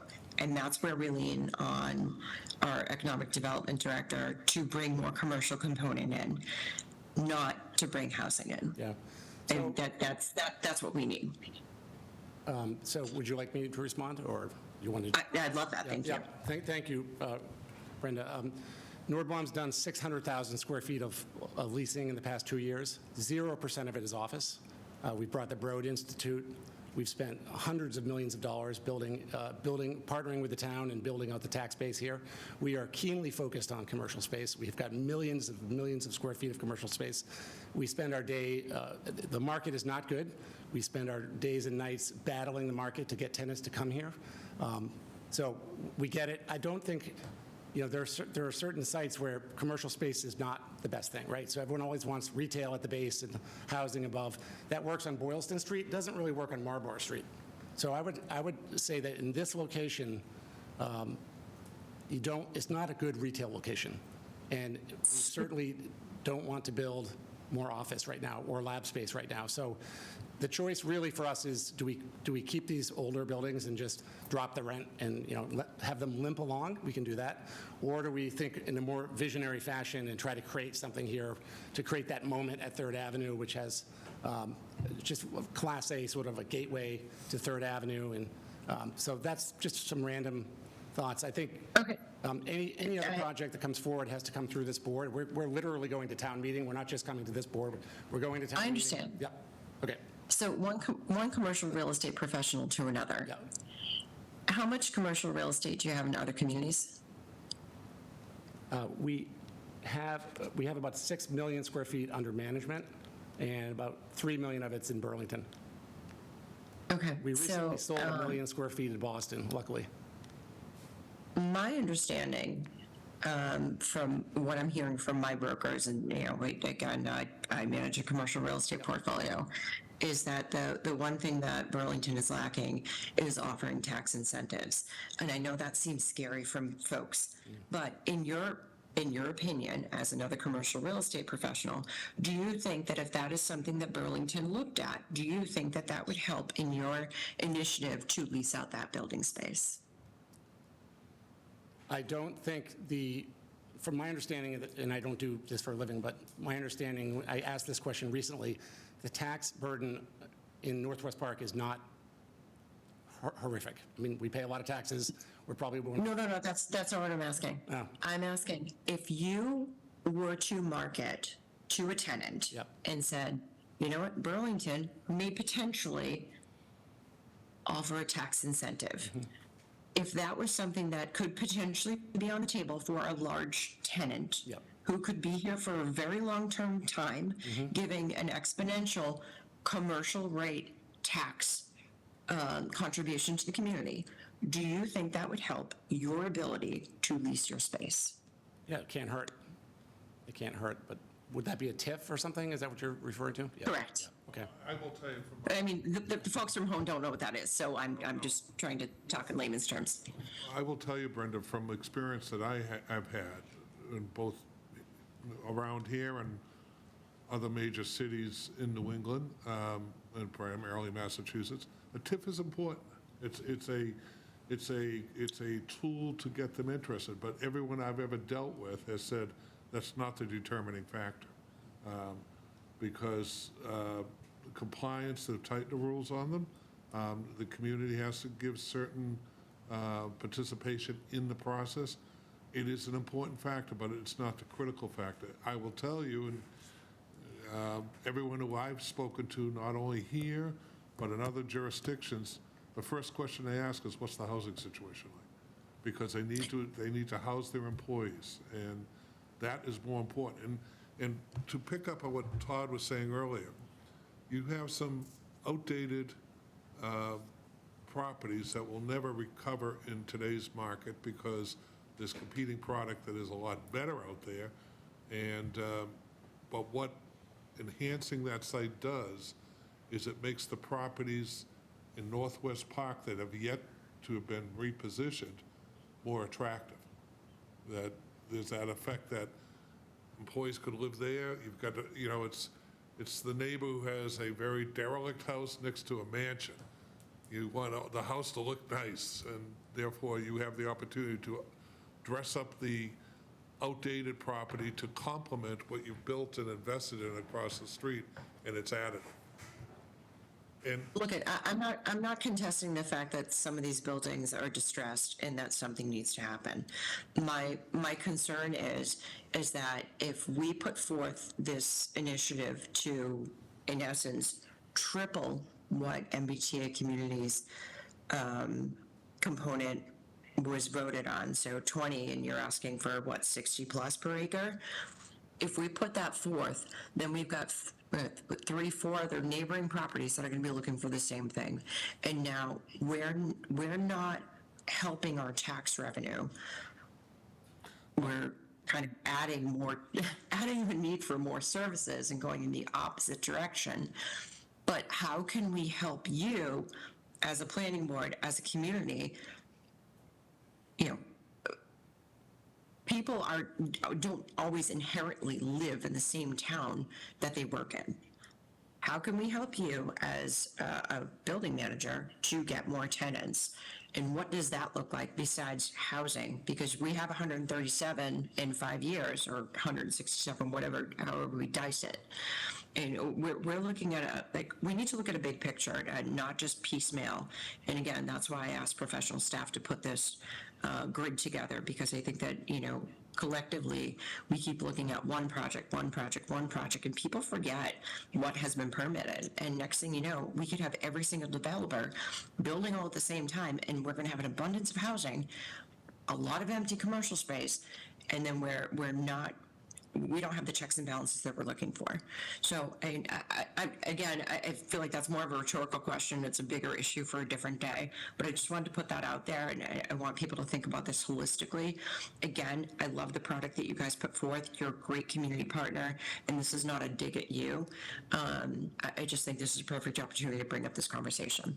I would just like Thank to you. close this discussion with one point, which is, Please.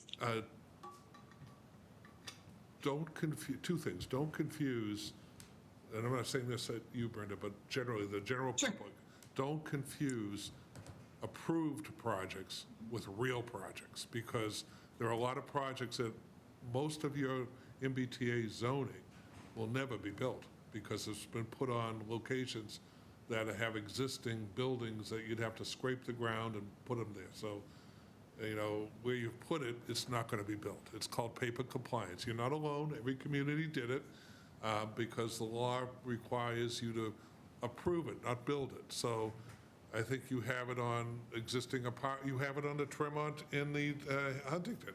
You're not going to tear those down to reposition them. So you have to be careful not to confuse approved with real. And also, with respect to the recent zoning adopted by the town, big number. But when you start factoring in all the site constraints and the design criteria, that number drops dramatically. I mean, when you eat up space with roadways, you eat up space with public realm areas, who knows what that number is? So that's an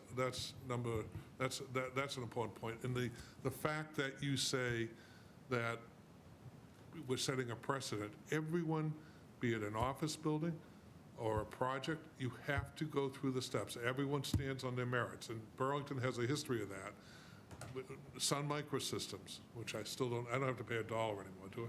We used to have to pay $1 if we used that, was the catalyst that changed the town. But that was a PDD. That doesn't mean that everyone was entitled to a PDD. They had to develop it and come in and sell it. And everyone stands on their own. If our abutters or others wanted to use the MBTA zoning, they have to make an argument to the town. There's no legal obligation for the town to say, you've set a legal precedent, you have to approve this. You do not. It has to go to town meeting, so. Okay, thank you. I appreciate that. Thank you. I think that was a really very interesting and valuable discussion. So thank you all. But I am now going to ask other members to focus back in on this project, and I'm going to hand it over to Greg. All right, so Brenda has some very good points, but I don't think it would be, if we decide to go forward with this, it's like, this one is too close to being done to actually take that into consideration.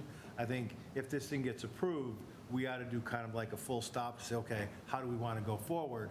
Because to her point, we do have to pay attention to the commercial base in this town and to the residential base, because at some point, if the commercial base stops growing, then the residential is going to have to pick up the extra on their tax burden, and I know I don't want mine to go up. So I can't speak for anybody else on this board. But, so I just do have a couple of questions. And in your opinion, what do you think the assessed value of that house is going to be, those apartments are going to be that you're building? I don't have that in front of me, Greg. We did submit a full fiscal impact study, which I could dig through if you, Just a ballpark. I think, 300,000 each, 500,000, 700? I don't know.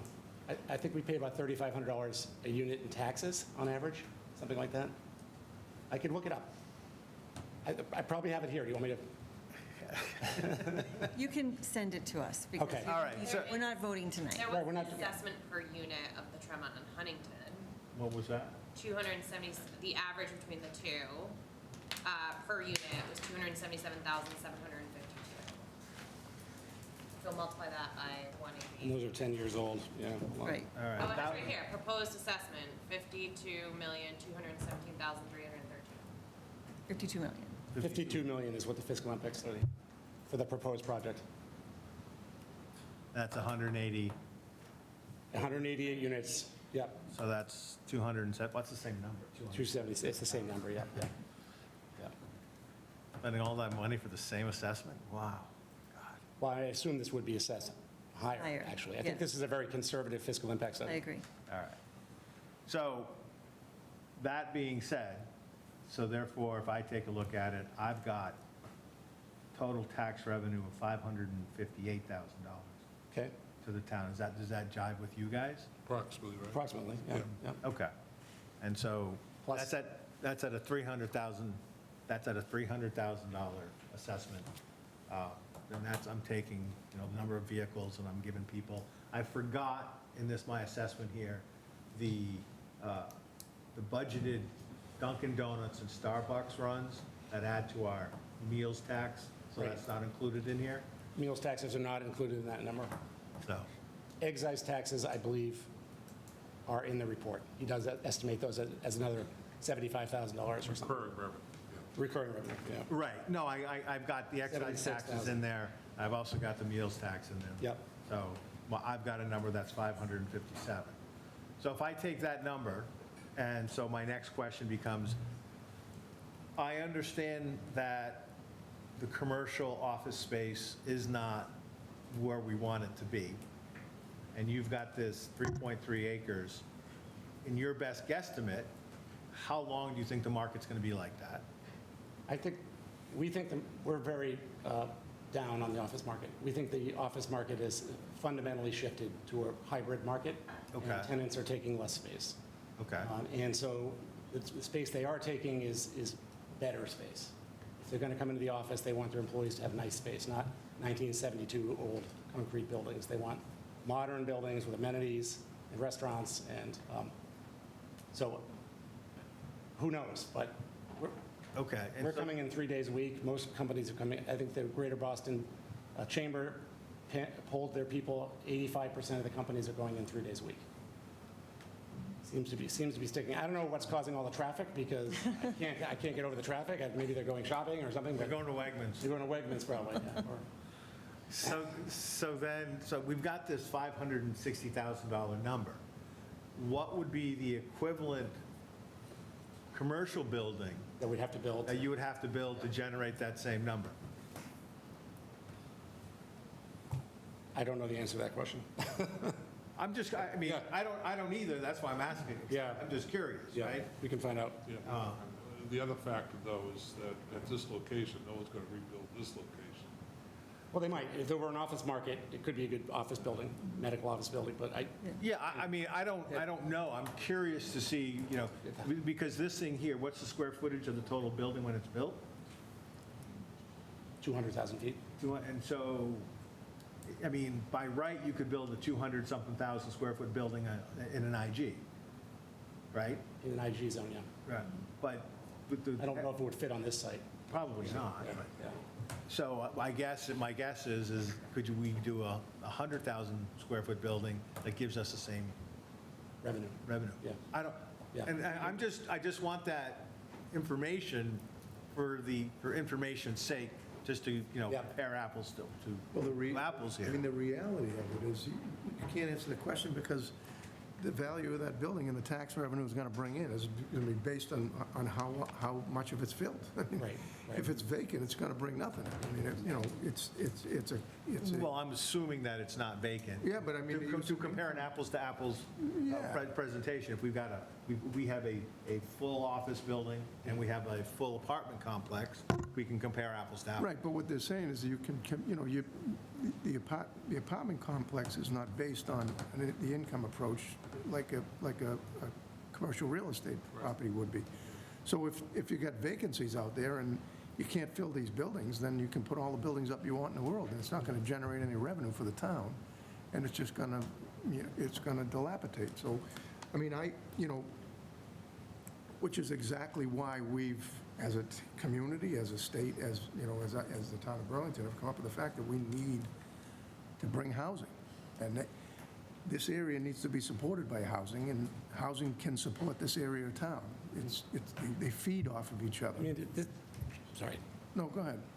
This is a parcel that was rezoned by town meeting for housing. So the Yes, question for really MBTA is, housing. how much housing should be on the site? Right. I think this question, we do think housing is a great use for the site. We think it'd be complementary to Third Ave and the restaurants, and we think the massing is good because the site drops off. We're able to put 2 layers of parking under the building, and that's what supports the size of the building. Sorry. For what it's worth. I don't think Greg's done, so. Yeah. So for what it's worth, I actually like the idea of the Yeah, housing. okay. I was just looking to see what an alternative. I'll try to get our All right. consultant to build a matrix that you Yeah, can, and then last but not least, how are you going to get this through town meeting? how are we going to get it through? Yeah, I mean, at 60, even if we do approve it. Yeah, well- Town meeting at 60 units an acre is going to be a tough. 57. Again, we're going to show a picture of the exact building, and we're going to say, may we please build this exact building. Okay. It's not, I mean, numbers on a page are good, but they have to hit the ground at some point in a vision, and this is our vision for the site. And we think it'd be complementary to Third Ave. Is that? Sound good? Thank you. Jeremy? Yeah, I just want to say something, and then I want to ask a couple quick questions. I hope are quick. I was a town meeting member when the MBTA was voted in, and I made a statement there, and I'll make pretty much the same statement here, which is I work with and hire a lot of younger people coming out with masters, PhDs in data science, AI, robotics, MBAs, and I work in Framingham. There is some housing there, but it's actually hard to get people because you don't have that mix of amenities plus housing plus work. They work so hard, they want to be near where they live, and they want those other things around them. And I can only imagine trying to hire people here that you're going to have some of the benefits you don't have in Framingham, but you're not going to have the housing. And so I am a proponent of adding housing intelligently to this town to help create a better opportunity for companies that move here to hire these people, for these people to move in. They make good money. They can afford this housing. They can then also, after paying for housing, actually afford to go shop at Wegmans, which is a nice little feedback loop.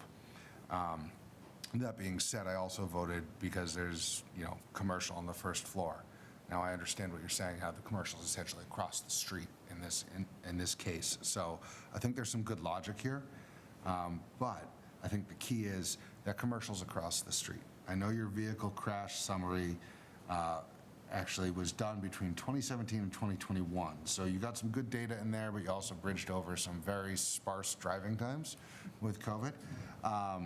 And that there was a low amount of crash clusters, as they're called, in this immediate vicinity.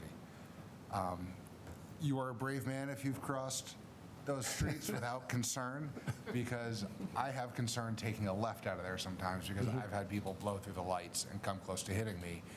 And so I had a concern in a car. So being exposed as a person, as a pedestrian, I do have concerns about the intersection going into 3rd Ave. I think if I were to support this, I'd like to see some form of mitigation for that, be it a speed table, some kind of lights to be more visible. Like I've seen flashing lights at crosswalks. I think it needs to be clear, because if people are going to move to this town, we want to make sure they're safe and they're comfortable. And then my other questions along Great Meadow Road. Jess, I know you like driving it, apparently, because it reminds you of home. But, you know, it can be a dark road.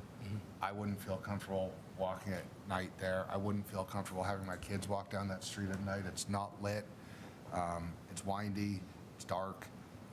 But you also have to watch your lighting, because you're right next to the Vinebrook. So I think I'd like to ask to come back with some kind of thinking around what we could do on Great Meadow Road to make it more comfortable, more safe, and also driving that many people on it. I know they're off-peak. It's going to back up. It already gets a little bit of backup. I've tried to turn out of the parking lot next to Staples and had to wait for, you know, a half dozen cars to slowly go by, right? You know, we've got to think about how do we manage traffic on that street. And so I'd like to see some kind of solution come to the table for that.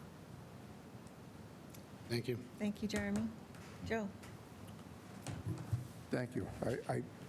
I think I pretty much said what I, for the most part, what I really want to get across. I feel like, and I want to tell you, what the years of experience I've had with the town, the one thing I've learned out of all the experiences, that I'm a believer in the developer of the project. And I was against the development that went down on the Mall Road, because I think that area of town just cannot support that kind of construction and that kind of housing and that kind of additional square footage. I do believe this area can, and I again, we go back at the project. There was a housing project that was presented down on the piano site on 3A. I was in favor of that because I believed in the contract. I believed in the builder. I know what he's done. I've seen everything he's produced. And there's a lot to be said for that. You know, Nordblum, we've seen everything they produced, and I don't think there's a person in town that could ever say that anything they produced is something that is a negative for the town. It's always been a positive for the town. They do it right. They make sure, we don't have to hold their feet to the fire. They make sure that they're doing it for the protection of their own. I mean, look at the assets they have in that section of town. They would never do anything that's going to hurt the asset, the amount of assets they have in that section of town. I believe that when they do it, they're going to do it right. I'm not concerned about the density. I know we've already approved that area for the, like I said, the MBTA. I feel like this project can support the area that it's going to be located in, and I think the area it's going to be located in can support this project. And that's, to be honest with you, above and beyond that, I think if you look at the way it's going to be done, I think it's going to be a beautiful addition to that center of town. It's going to bring kind of an older area on the other side, and it's going to bring it all together and make it all part of the same 3rd Avenue project. And I think it's going to me, it's going to be a big plus. And you know, that area already draws people from every town around. I mean, you know, I can't even tell you how many people from other parts, oh yeah, we're always down, we're going to the restaurant over here, we're going over there.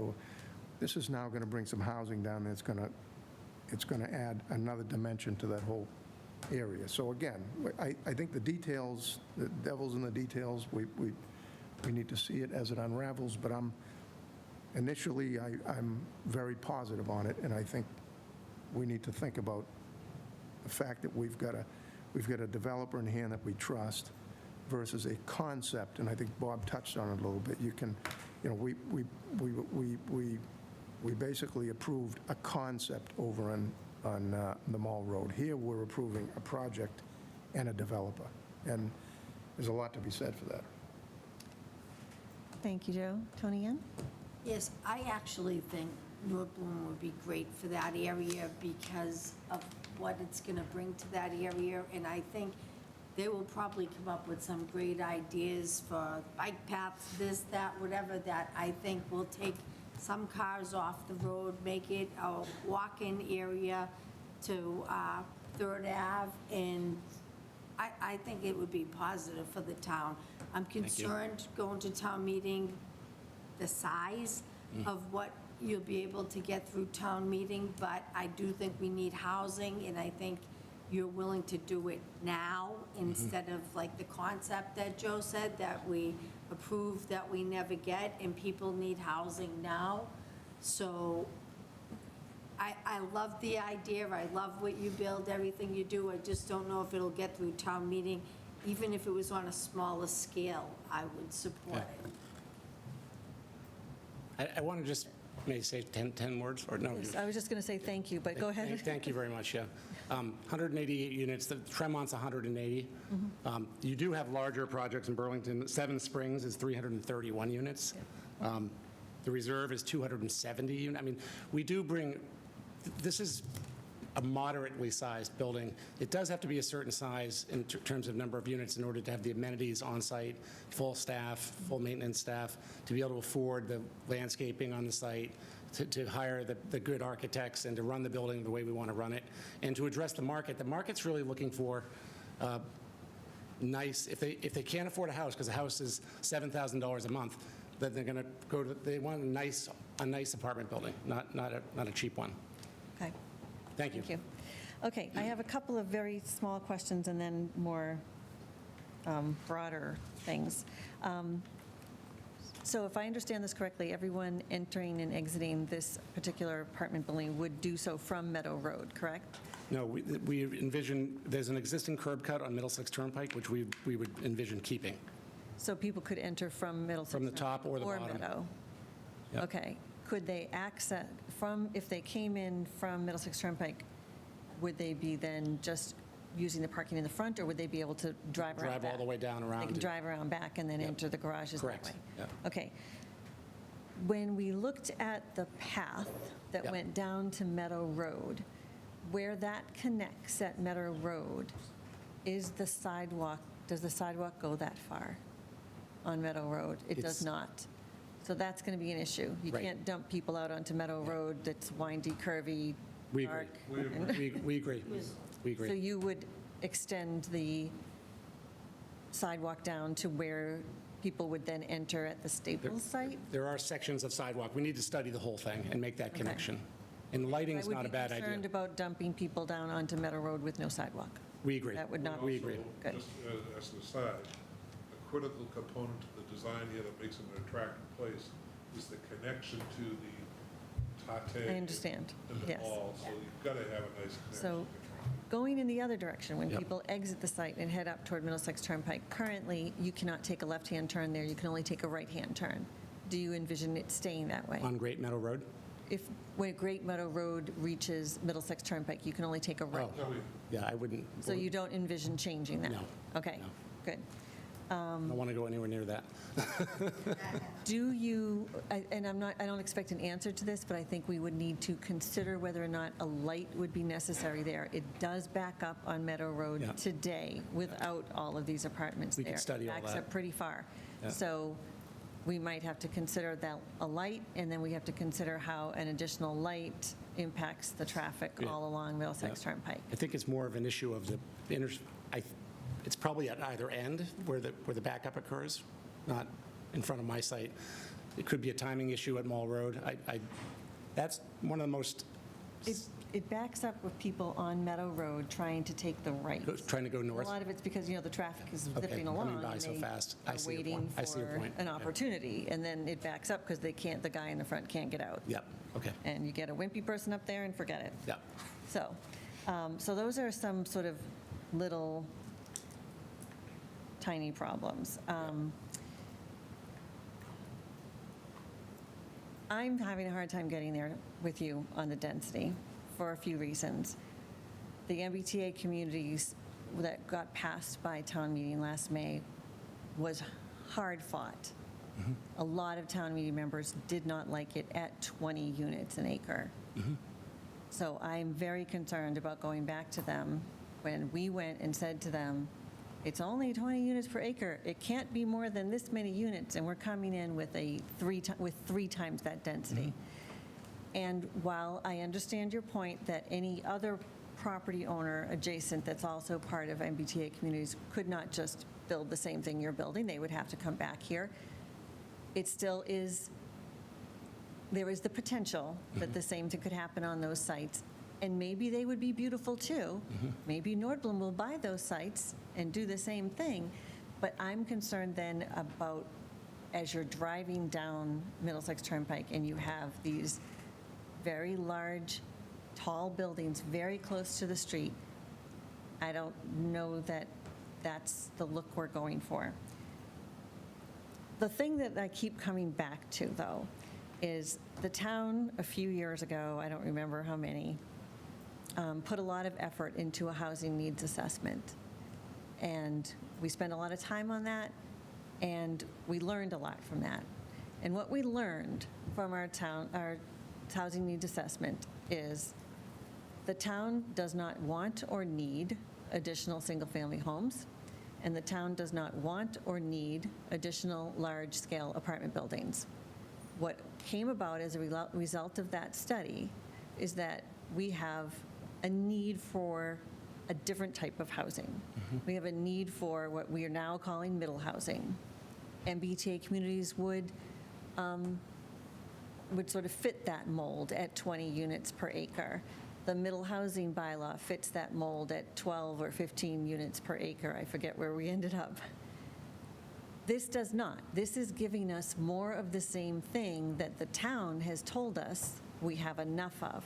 And we do have around 32% of our housing stock is multifamily. So it's not, there's no shortage of that type of housing. What I wish we could see here is something different, because what you're proposing is a beautiful building. Nordblom creates a great product. I know that. I've been inside the Huntington. I've been inside the Tremont. I've been inside Lifetime. They're lovely. They're exactly the same, and this is going to be the same thing. I'd like to see something different. I wish that you had proposed something, you talk a lot, everybody talks a lot about these, the workers that are coming in, and they're engineers, and they're making great money, and they're working there in Northwest Park, and they have money, and they want to live someplace really nice close to work. And we have lots of apartments that look exactly like this where they can live. I'd like to offer them something different. I'd like to offer them a different type of housing, also close to where they work. Something like condos, townhouses, I don't know. I know that might be difficult, but I don't think it's impossible. And that's what our town has told us that we want and need, and nobody seems to want to build it.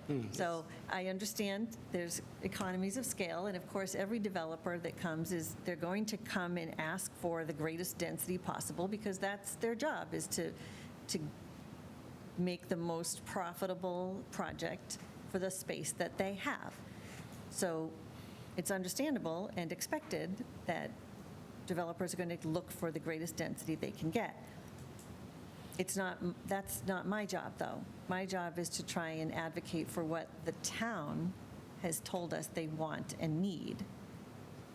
And that's what was revealed through our housing needs assessment, and this does not match that at all.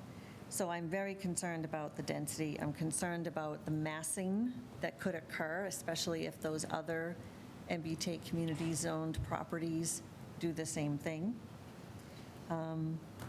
Then the last thing I wanted to say, something that Liz brought up that I think is vitally important if this moves forward.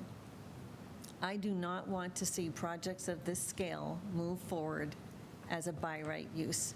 This needs to be by special permit. And if it's done as a density bonus, if you want to go over 20 units per acre, then you need to have a special permit. I'm open to that. I'm very uncomfortable with this moving forward by right. You're not the only property owner down there, and I think this needs to be by special permit. So that's all I had to say, and I think we should see if there's anyone else online or in the audience that would like to make a comment. Please raise your hands. Surprisingly, I see no one. Oh, Sarah, please come forward.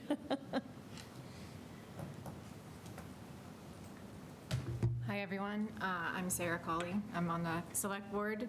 I am speaking tonight not for the board. I'm speaking for myself, so just putting that out there. I see this is going to sound a little bit different, but I see this as like an opportunity for several reasons. Obviously addressing 2 older buildings that are, underutilized and maybe difficult to lease, and it builds on the success of Third Ave, which has been very successful. I also see it as an opportunity for our boards to come together, the Select Board and the Planning Board, to think about how a development like this can potentially bring benefits to the community as a whole. I know it was mentioned in the plan, how can we make that area more walkable and connected from Third Ave to the mall? How can we, get more green space, more affordable units? Jess brought it up. There are ideas that we can come together and try to work through ahead of town meeting so that we can go into it and say, maybe fundamentally you are against the density, but if you go forward with this, here are some things that we came to an agreement on that the developer is going to work with us on. So, there are, like I said, going to be people who are fundamentally against the density point, but I feel like town meeting has supported a lot of housing initiatives lately. MBTA, mixed use, middle housing, there seems to be a sense of like an openness to thoughtful housing development at the town meeting level. And this is because it's a zoning article regarding housing, it is only a simple majority, it's not 2/3. So I am sort of approaching this with the sense that while almost tripling the density is a big ask, town meeting may very well support this.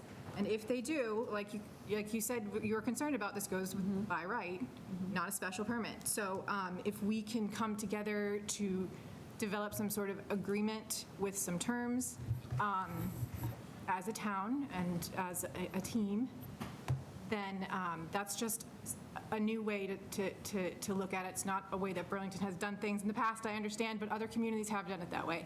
And this is a unique sort of situation where we have this overlay that allows for housing and housing by right. So like, how can we approach it creatively as a town and really come into town meeting with some ideas for them that if they feel like this, they want to support this. We've talked about this as a team, and we'll work together with the developer to come up with some ideas how it can benefit the community as a whole. So that's all I want to say. Could I comment on that? Well, before you do, I wanted to say something too. Sarah, you're talking about a development agreement, and I think because this is going forward to town meeting, we need to do that. And actually, Brenda and I were discussing this, and she was reminding me as we were all talking, that we need to form a committee, a subcommittee that includes probably Select Board and Planning Board. I don't know, probably some planning staff and whoever else will figure that out. But we need to create that subcommittee that starts working on the development agreement.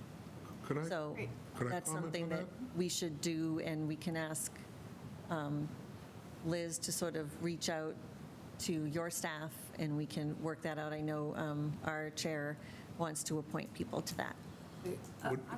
Go ahead, Tony. Oh, I just wanted to say to Sarah, I'm so surprised you're saying this, because when we had our meetings together about the special permits, you were the one that said you were standing by your principles, and you didn't want to do that, so I'm just shocked. Oh, I think that's a completely different situation. No, I don't, because this would have to be by special permit. Well, actually, no. Right now, the way it's phrased, it is not by special permit. I'm saying I want it I to be would want by it to special be- permit. that's what I'm And I supporting. haven't heard from the applicant how they feel about a special permit Well, as special a permits, you density need, bonus.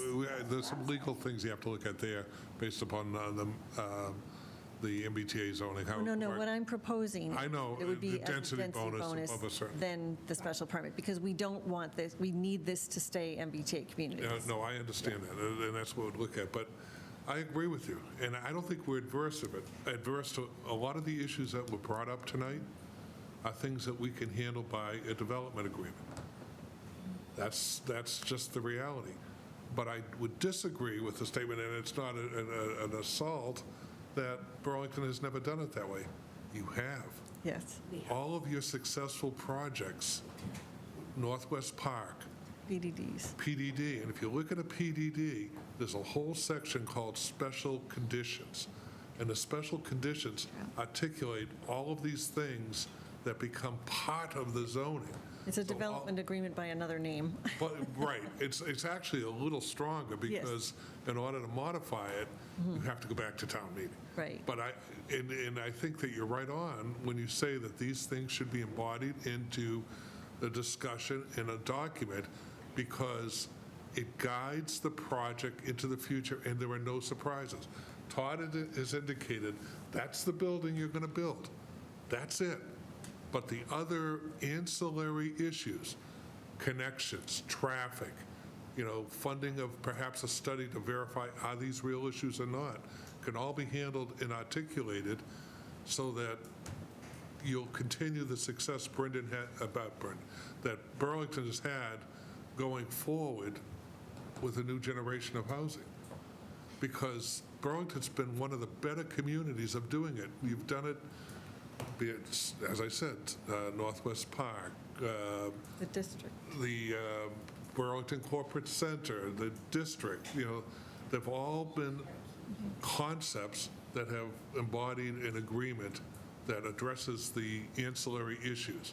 You're not going to solve the issues before a town meeting, but you're going to say, we're going to be, in order to move forward with the project, you're going to have to address these issues to the satisfaction of the town. And that's why Burlington's been very successful. So you've done it well. And I think that your point that you should continue doing that, and a lot of the comments here tonight can be embodied in some Right. document that. Right. My only comment would be, please don't sit on it. No. We're sitting here now in June. I know that September seems like a long time away. No, it's not at all. Right around the corner, because. It's not at all. So I think, Brenda, our chair, is amazingly, I think, still awake. But I think we should let her come back from her trip. She will appoint a subcommittee of planning board members. I'm sure the select board will appoint members as well. And we need to start hammering it out. I think the only one Joe remembers this, when Northwest Park was done, there was a committee that met every 2 weeks, I think. Was it every? You weren't even born.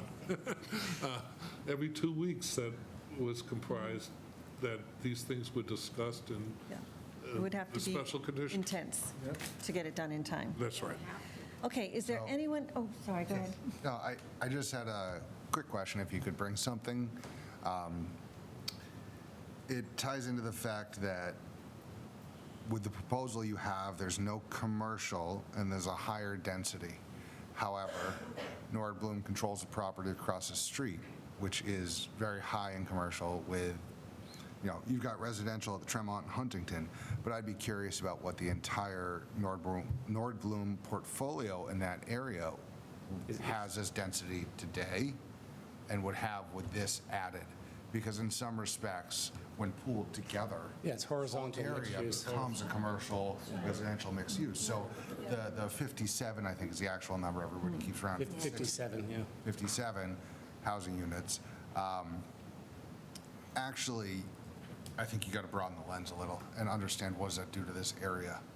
Because the mixed use development, the MBTA development has these two components together. This is kind of deconstructing them. Yeah, we just permitted. So I'd be curious what it looks We like. just permitted a building in Dedham whereby they use horizontal mixed-use zoning. So they took account of the fact that there's 300,000 square feet of retail right across the street. Right. So it is very mixed together. It's all. Because you're not going to knock over the building the Bancroft is in and scrape the ground and then build up fresh.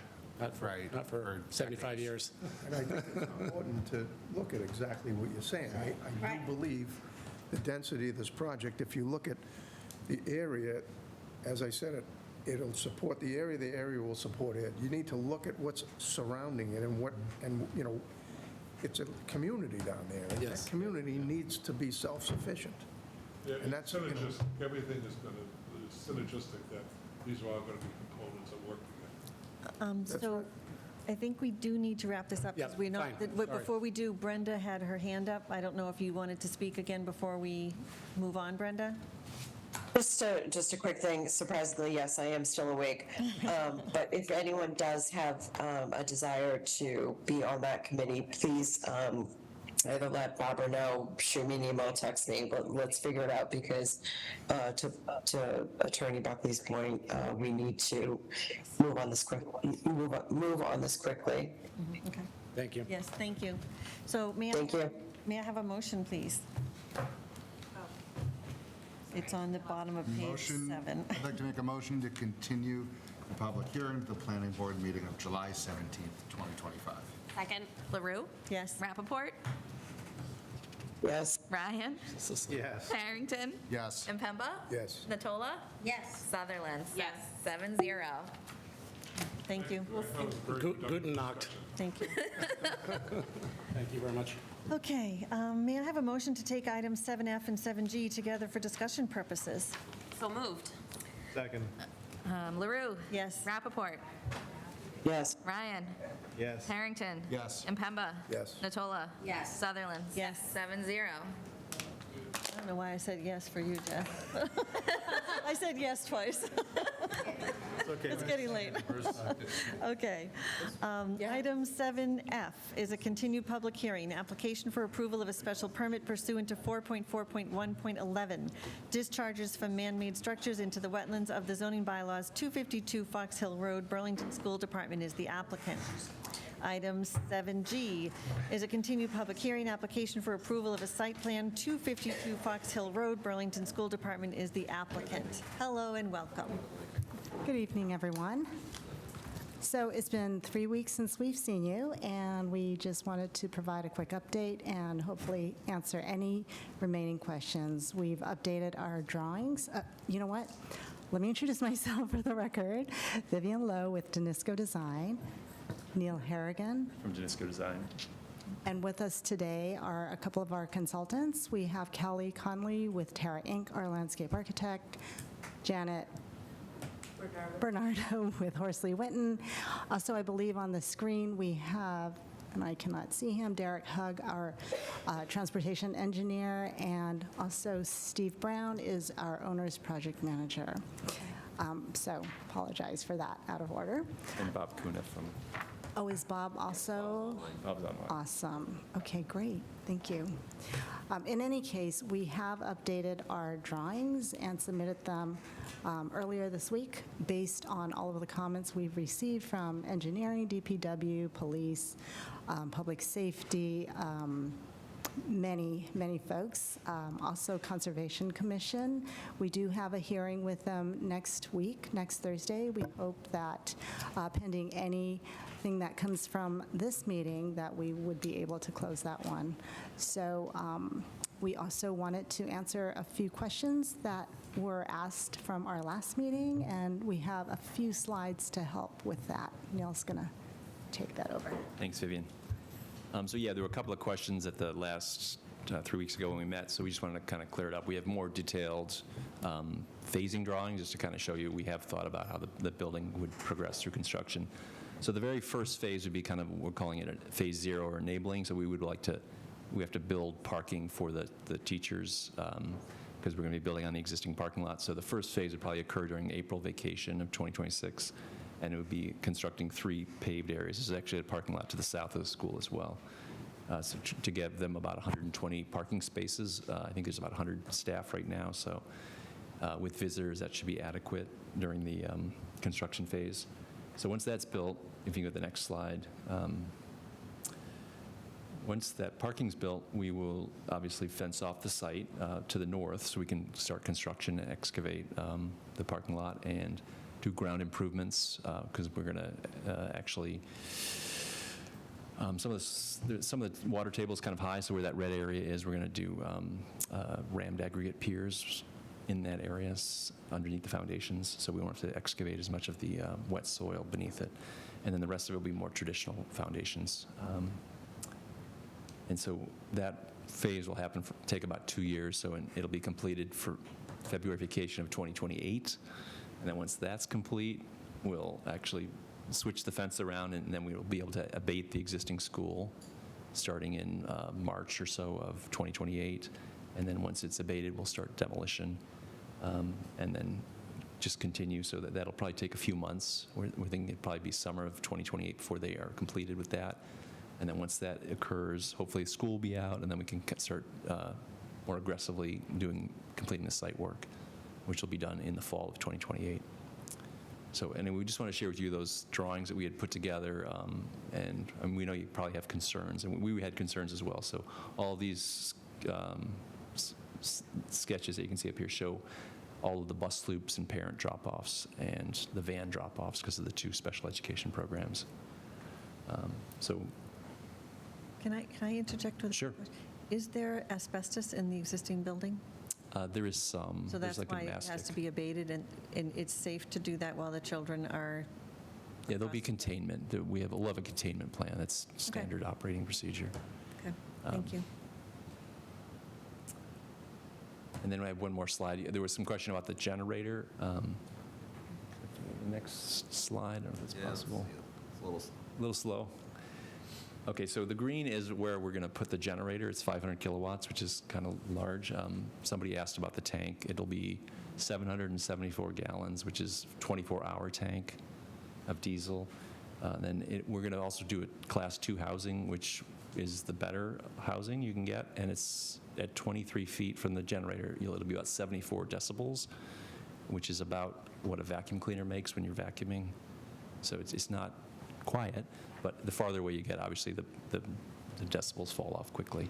And so the nearest properties are, the nearest Burlington property is 540 feet on the other side of the building, so we're not too concerned about the screening of the generator.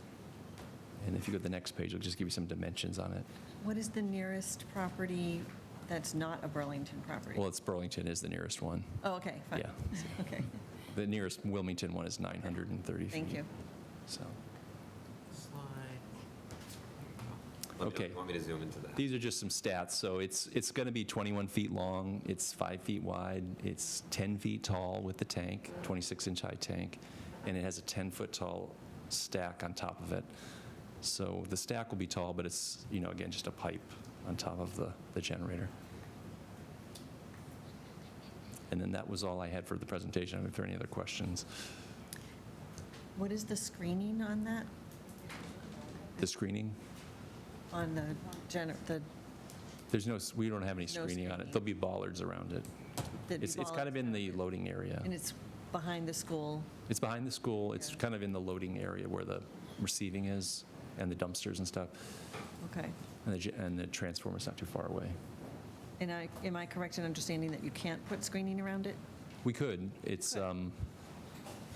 just makes it harder to access, so it's a possibility. We do it if we're close to another property and you want to reduce the decibel level often. Or visual screens, yeah. Right, I meant visually. Yeah. Yeah. Yeah, we could definitely consider that. Kids from Yeah. going near it. Yeah, maybe just fencing. It doesn't have to be trees, because that, I think fencing might be appropriate to keep. Keep curious people away. Yeah. Yeah. Thank you. Okay. All right. Staff, did you have anything else you wanted to review with us? Yeah, well, I think kind of from last meeting, the two of the big things that we took away from it was the generator, and there was also questions about lighting on the fields. And we did check in on that. I think it was clear from the neighbors that were here, the opposition to it, and kind of that had been talked about during the public process ahead of the site plan submission itself to kind of get it to there. Kind of also talking more with the project team that at elementary schools around the state, it's not that common to have lights. It's more common at a middle school and high school fields and facilities, and especially in this location where it's going to be natural grass, and wanting to make sure that if you're adding lights, that's going to be additional programming, which means additional use, which means that the grass will probably get beat up and muddy much quicker, and thus have to be replaced at a quicker rate. So I think kind of covering that, just to kind of reiterate that I think that no lights is going to be the best kind of path forward with this. There was one of the conditions put in by our engineering department, engineering and DPW, about snow removal, particularly when it comes to this lot. If I can pull it up, kind of in this lot here, everybody can see that I believe that it's to kind of the tightness of the layout, that a new pusher piece of equipment is going to be having to be purchased by the town. And I've talked to Ryan White, our director of DPW. I've talked to Bob Kuna, who's online, as far as, who's going to be in charge of purchasing that, because it's a piece of equipment that the town doesn't currently have. So that's something that, we're in agreement with. There's going to be a condition in the decision that we're finalizing. It's going to be agreed upon by, us, Kuna, Ryan White, so that we're all on the same page, so that, who's in charge of buying it and kind of how that process goes, that we're all on the same page. Because that's obviously important for approving the site plan, because a part of that is going to be keeping it safe in the winter when there is snow. So that's kind of our only comments on it at this point. Okay, thank you. Board members, I think I'll start down this end this time. Tony Ann, anything? I'm okay with. All set? Joe? Also, Jeremy? all set. Thank you for bringing up the timeline. Very curious. You're welcome. Appreciate it. Greg? I just have a quick question about parking. How many current spaces are there now? I think about 168, And how many will be there when you're all said and done? 125. Is that going to be enough? We believe it is. Okay. That's it? Jess? I'm good. Okay. Brenda, did you have any questions or comments? No, thank you. Okay. I do not either, but this is a public hearing. Is there anyone in the audience, either online or in the room, who would like to speak on this matter? Seeing no one. Motion to close the public hearing on this matter. Second. LaRue, Yes. Rappaport, Ryan, Yes. Harrington. Yes. Impemba. Yes. Natola. Yes. Sutherland. Yes. 7-0. Motion to approve the request of Danisco Design on behalf of the Burlington School Department for a special permit pursuant to section 4.4.1.11, discharges from man-made structures into the wetlands of the zoning bylaws to permit the construction of a new elementary school building to replace the existing school for property located at 252 Fox Hill Road in the one-family dwelling RO zoning district, subject to the following revisions, terms, and conditions contained in Exhibit D. Do I do them both at the same time? No. Second? Second? LaRue. Yes. Rappaport. Yes. Ryan. Yes. Harrington. Yes. Impemba. Yes. Natola. Yes. Sutherland. Yes. 7-0. Thank you. Motion to approve the site plan application of Danisco Design on behalf of the Burlington School Department for property located at 252 Fox Hill Road to permit the construction of a new elementary school building to replace the existing school and additional site improvements as reflected in the site plan entitled Fox Hill Elementary School, 252 Fox Hill Road, Burlington, Massachusetts, prepared by Danisco Design, dated April 11, 2025, and revised to May 30th, 2025, consisting of 106 sheets, subject to the following revisions, terms, and conditions. Sorry. Second? LaRue. Yes. Rappaport. Yes. Ryan. Yes. Harrington. Yes. Impemba. Yes. Natola. Yes. Sutherland. Yes. I just couldn't, the 106 sheets. It's going to be a lot of milers for you guys. Sorry. Do we actually have to sign 100 and? No. Okay. Just the same. Get an auto pen. Better get going. Oh, I changed my vote. 106 sheets, come on. Thank you all. I want to compliment you and your team for the very efficient way in which you did this entire submission to our staff. I know they were very complimentary. I found it very easy to follow and understand. You made it simple. We appreciate it. Thank you. And the binder was lovely. Yeah, the binder was great. The binder Thank you all was so great. much. Yeah, thank you for your thoughtful comments. Appreciate it. Okay. All right. Thank you. Motion to take items 7H and 7I together. Second. LaRue. Yes. Rappaport. Yes. Ryan. Yes. Harrington. Yes. Pemba. Yes. Atola. Yes. Sutherland. Yes. Okay. Welcome, hello. We know many of you, but I'm going to ask you to reintroduce yourselves for the public record. Madam Chair, Lisa Mead, Mead, Tellerman, Costa, 30 Green Street, Newburyport, on behalf of the Select Board, and Alyssa. I'm Alyssa Peck. I'm an engineer with Weston and Sampson. And I'm Kevin Witzel, Project Manager for Castle Blues Associates. And handing out the plans for everybody to have a hard copy is Todd Costa of Castle Booze. Okay. And with us this evening also is the is the town manager and the deputy police chief. And also, I think Sarah is still here, right? From the Select Board is also. Okay. So can we please dive right in? Yes. I didn't know it's been a long time, so we just have to get kind of riled up here. So as the board knows, this is the new police station project at 45 Center Street. We're here for a site plan review and a special permit for nonconformities for the police station. As the board knows, we're going to remove the existing police station and construct a new police facility.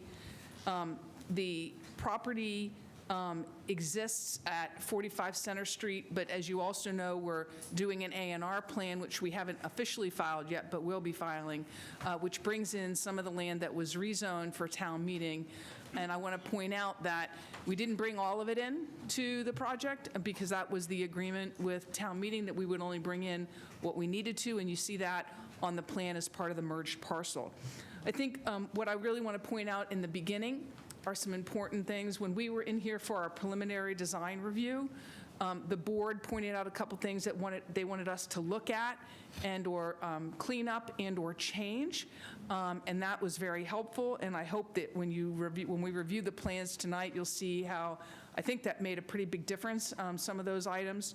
So there was an elimination of the utility building. I know that was a favorite of many of yours, but there was the elimination of the utility building, and instead it's an added bay on the end of the Sally Port, and it all merges into the building, and I think it makes for a much cleaner and compact site, but still gives the utilitarian nature that the department needs for that space next to the Sally Port.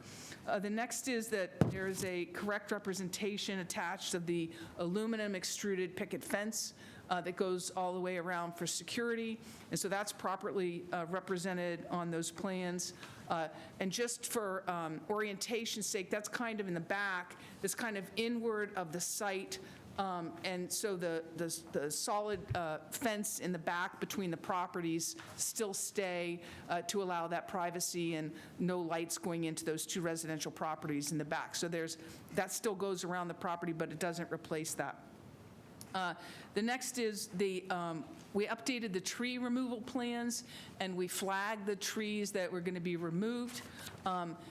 There is actually a greater number shown on these plans, and the reason is the Conservation Commission asked us to not just mark the 12-inch and greater trees, but the 6-inch and greater trees. And so those were marked, and that's on the plans that you see tonight. We provided an updated cut sheet for the lighting, along with the photometric plan, so you'll see that, and change the color of the lighting that's on the buildings to white to match the building. We added a clock at the front entry gable. We show the emergency egress to the right of the building on Center Street in the proper pavers, grass pavers, and so you'll see that.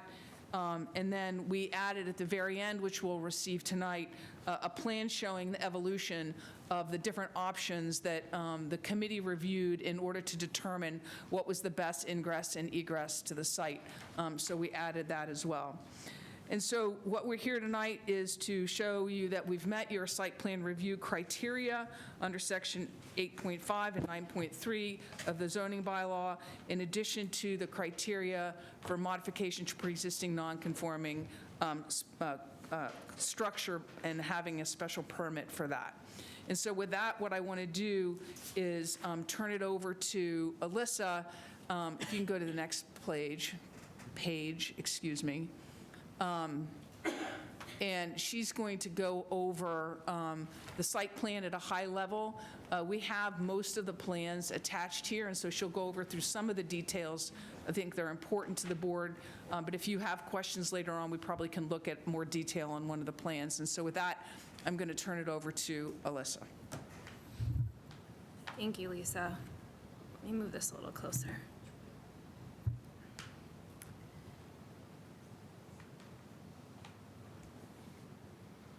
I tried moving it. Doesn't want to cooperate. There we go. So I will just note the access to the site. There are two entrances.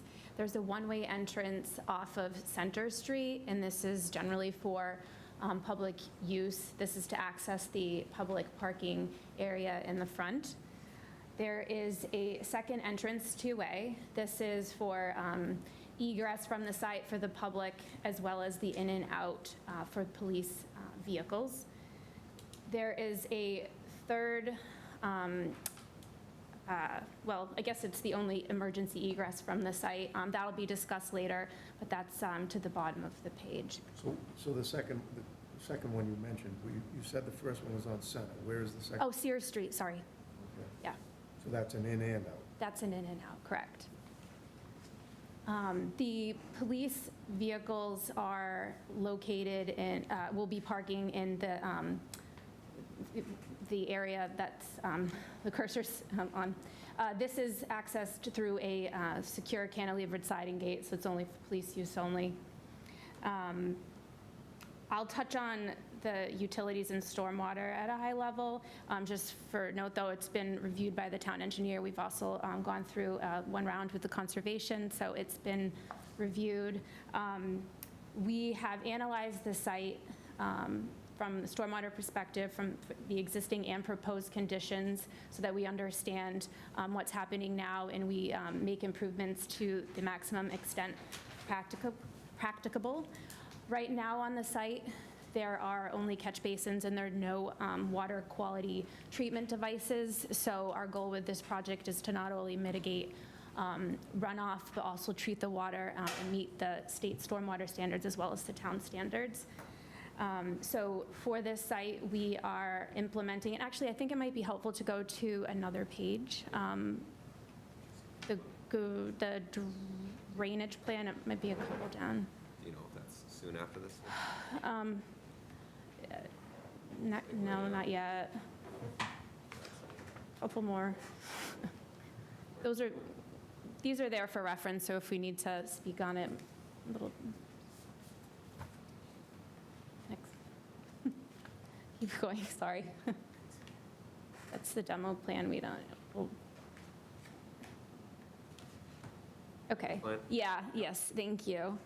So runoff on the property as proposed is going to be captured in catch basin structures or stormwater treatment units, depending on where it is on the site. This will treat for TSS removal. And from those treatment units, it will go into infiltration or detention basins on the site. And lastly, before discharging onto the Center Street drainage system, it'll go through a filtration system for phosphorus reduction. As far as the other utilities on the site, there are, it's not on septic, so there are two connections onto Center Street and Sears Street for the sanitary, and as well as the water. Also, it's a closed system. There's connection points on both Center Street and Sears Street. Additionally, there is one hydrant that is located near the public parking area close to the two-way in and out for the police parking area. I think that's it for the utilities at a high level, and I think if we have any more specific questions, I'm happy to answer them. Okay, and then I want to just talk about the dimensional requirements of the site briefly, too, so you understand how we meet the dimensional requirements. So the district requires a minimum frontage of 100 feet, and there's 517 feet of frontage for the property. The minimum front yard setback is required to be 15 feet, and there's 30 feet 6 inches. The minimum side yard is 15, and there's 62.9. That was improved as a result of removing the utility building. The rear yard setback is also supposed to be no less than 15, and it's 60.8. Again, that's a result of the removal of the utility building. There is one of the nonconformities currently is the minimum buffer with the adjoining RO district, which is currently at 4.9. We had improved it before to 8 with the utility building, but now we've improved it to 25.4. So we don't meet the 50, but it's dramatically improved, which is one of the reasons we need the special permit for nonconformities. In addition, the maximum building height is 30 feet. The existing building is 39 feet, and the proposed building is 3410. So again, we've improved it, but we don't quite meet the standard, and so that's the other special permit for nonconformity permit that we will need. And with that, what I want to do is turn it over to Todd to talk a little bit about the landscaping. Thank you, Lisa. And Caleb, the landscape plans follow the site plans. Let me get to that.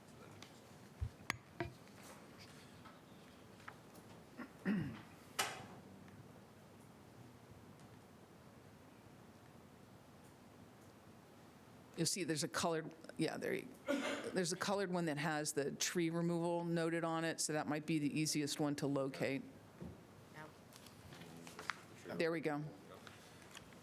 So, kind of pretty quickly at this level, if you would, as Lisa had indicated, the plan here indicates the 6-inch and greater diameter trees that are going to be removed, and at this point in time, we have a count of about 40 trees that are being removed from the existing site.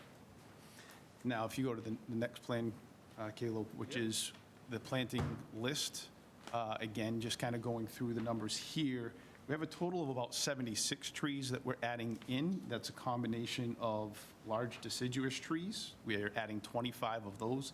Those are the ones in kind of the rose-colored up there. I'm going to get the word wrong here, but the columnar trees, we've got about 9 of those trees. They are a light blue, which may be confused with the evergreen, light blue based on the screens, but yellow is the flowering trees. We have 9 of those, kind of located to the main front, right along Center Street there.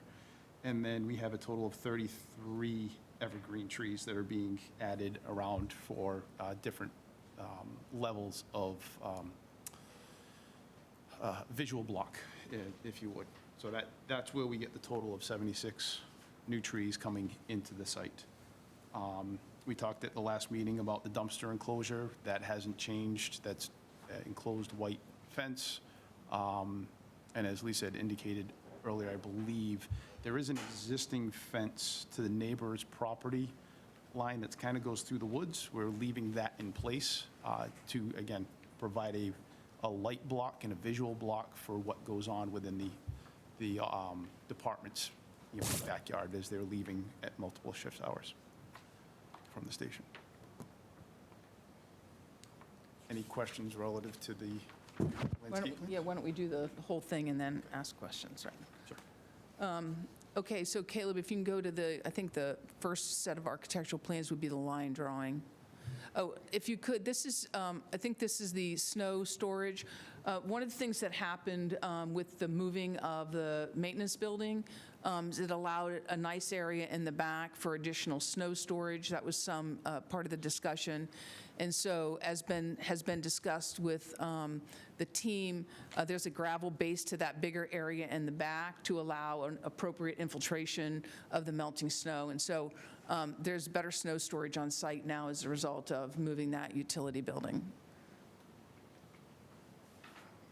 So as we're going to go through these details, but we did provide to you the detail sheets now of the signage, as well as the fencing, and made it clear what that fencing is, as well as the enclosure for the dumpster, as Todd indicated just a minute ago.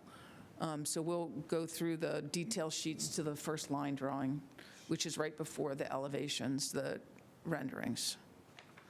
So as Caleb does that, I think what I just kind of want to point out again, in light of the design guidelines for the town center district, great care was given to try to do that transition that we talked about last time from the Grandview Farms building to the row of the municipal buildings. And so this design, as the board indicated, was their choice last time and was actually everybody else's favorite choice, was the 2 brick kind of design. So we've been very careful on the slopes of the roof as the design took place.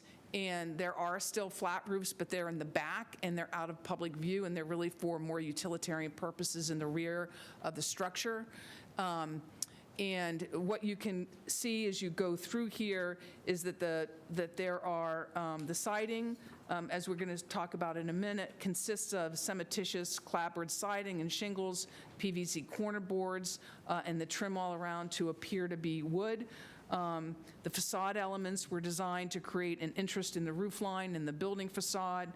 The roof line is interrupted by a series of gable-shaped dormers, which we think break up the design as well. You can kind of slide through these as I talk about them if you want, Caleb. But in this particular slide, I think it's important, the team was really good at showing where those HVAC units are, which were hard to see in the straight-on views last time. And as you can see, they're down in the roof. And so you will not be able to see those anywhere from the street. In addition, it will help with the sound retention.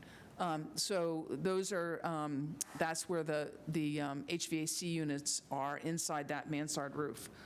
The supporting elements of the dormers project out of the face of the building and create interest and provide opportunity to introduce the additional material and textures. If you hold it right here a minute, Caleb.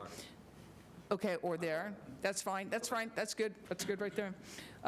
And I think that you can see it here. I think it's also important that you can see here that we have the 2-story glass front with the columns, and in that gable above is where you're going to see, well, you would have seen it on the line drawings, where the clock will be.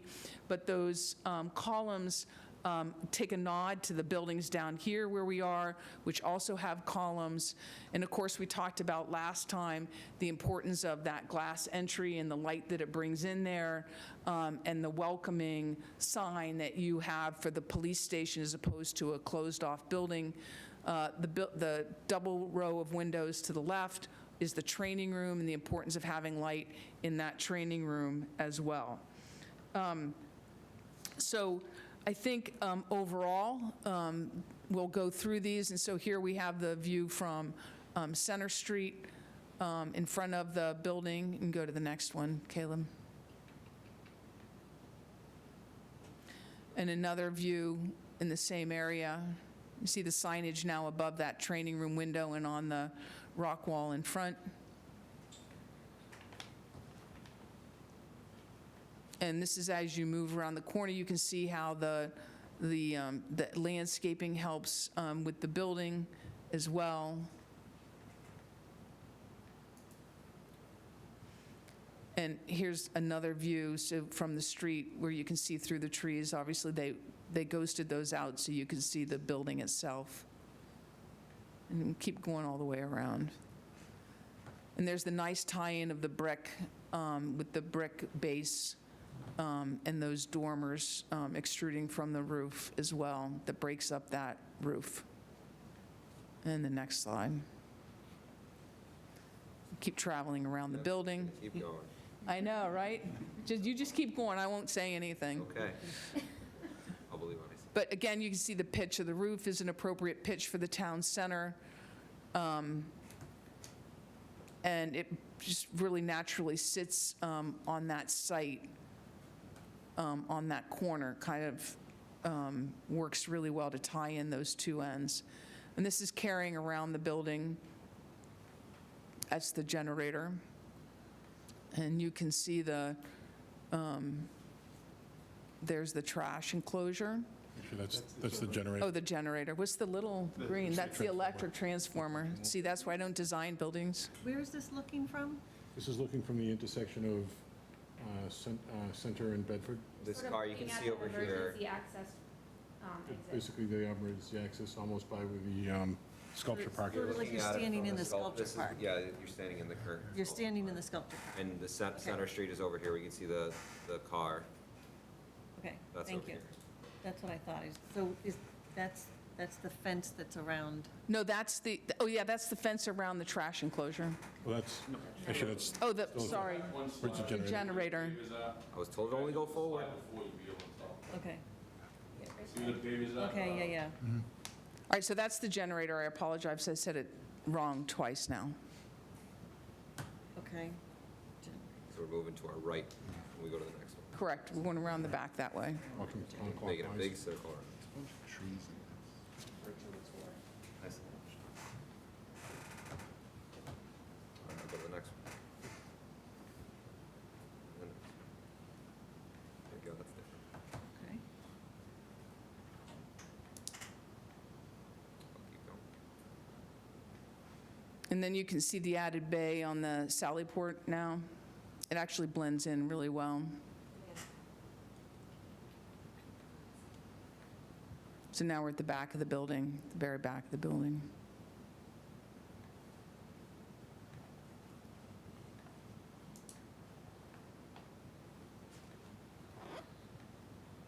You see the picket fence, right, the extruded aluminum picket fence. And I think that's the last one, right? That's the last rendering. So that is the rear, the Sears library side. It's looking from the library The parking. library side, right. And the next slide, Todd and Kevin will go through just a quick overview of the kind of the evolution of options of how the team arrived at the emergency egress. Yep.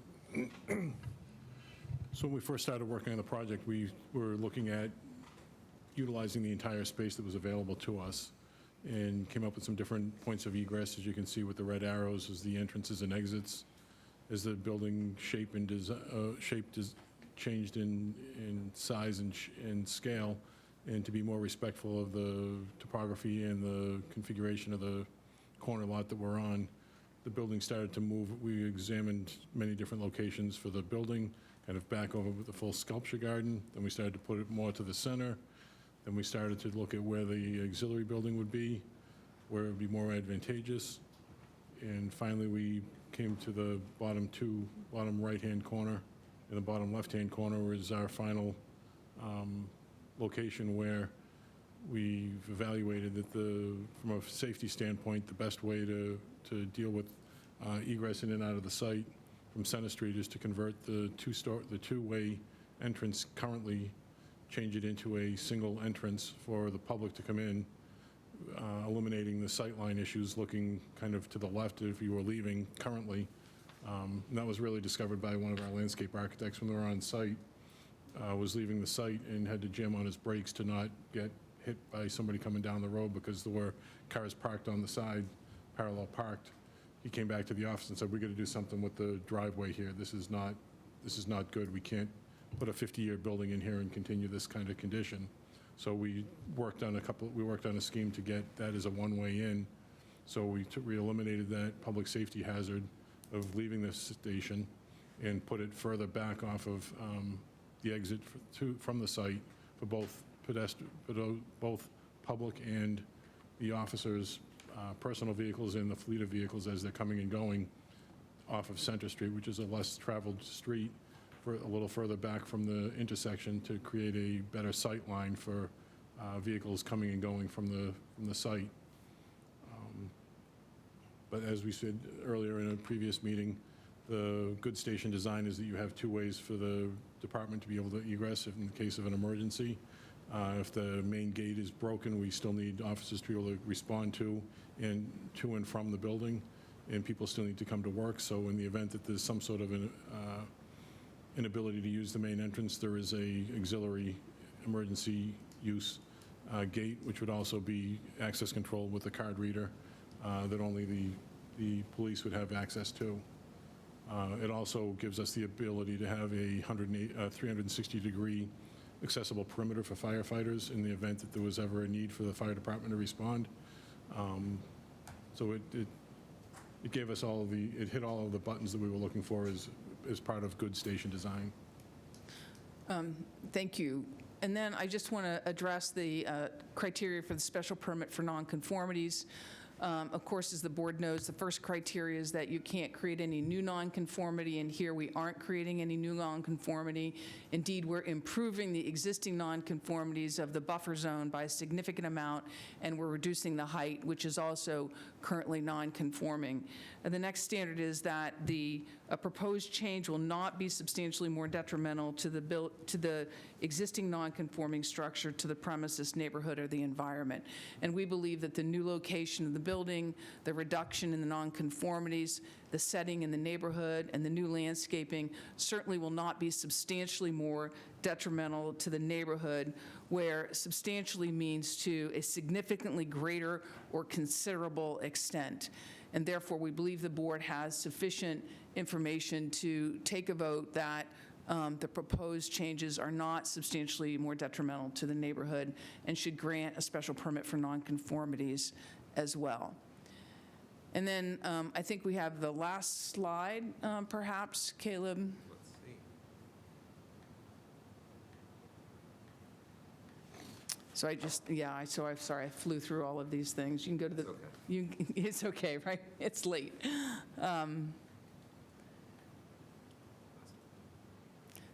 We wanted to, the architects team put together this flyover because we think it shows another view of the building that would be really helpful to the board. Give me one moment.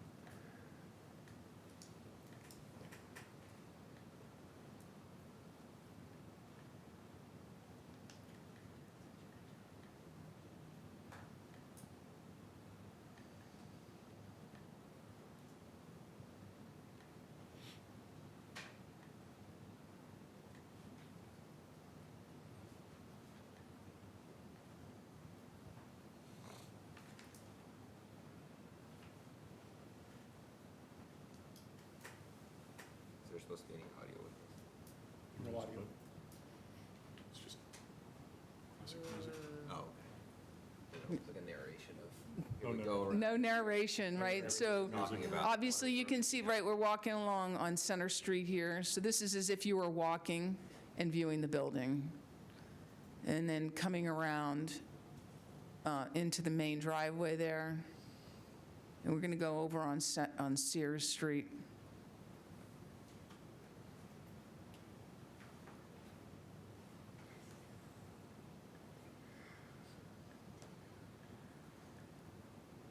And it takes you in the back as if you're in the library parking lot.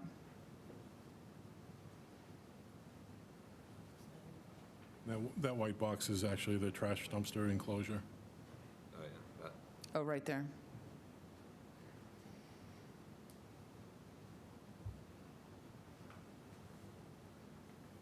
And then again, they wanted to go above so you could see where that HVAC was sunken into the roof pit. Kind of see on the cursor.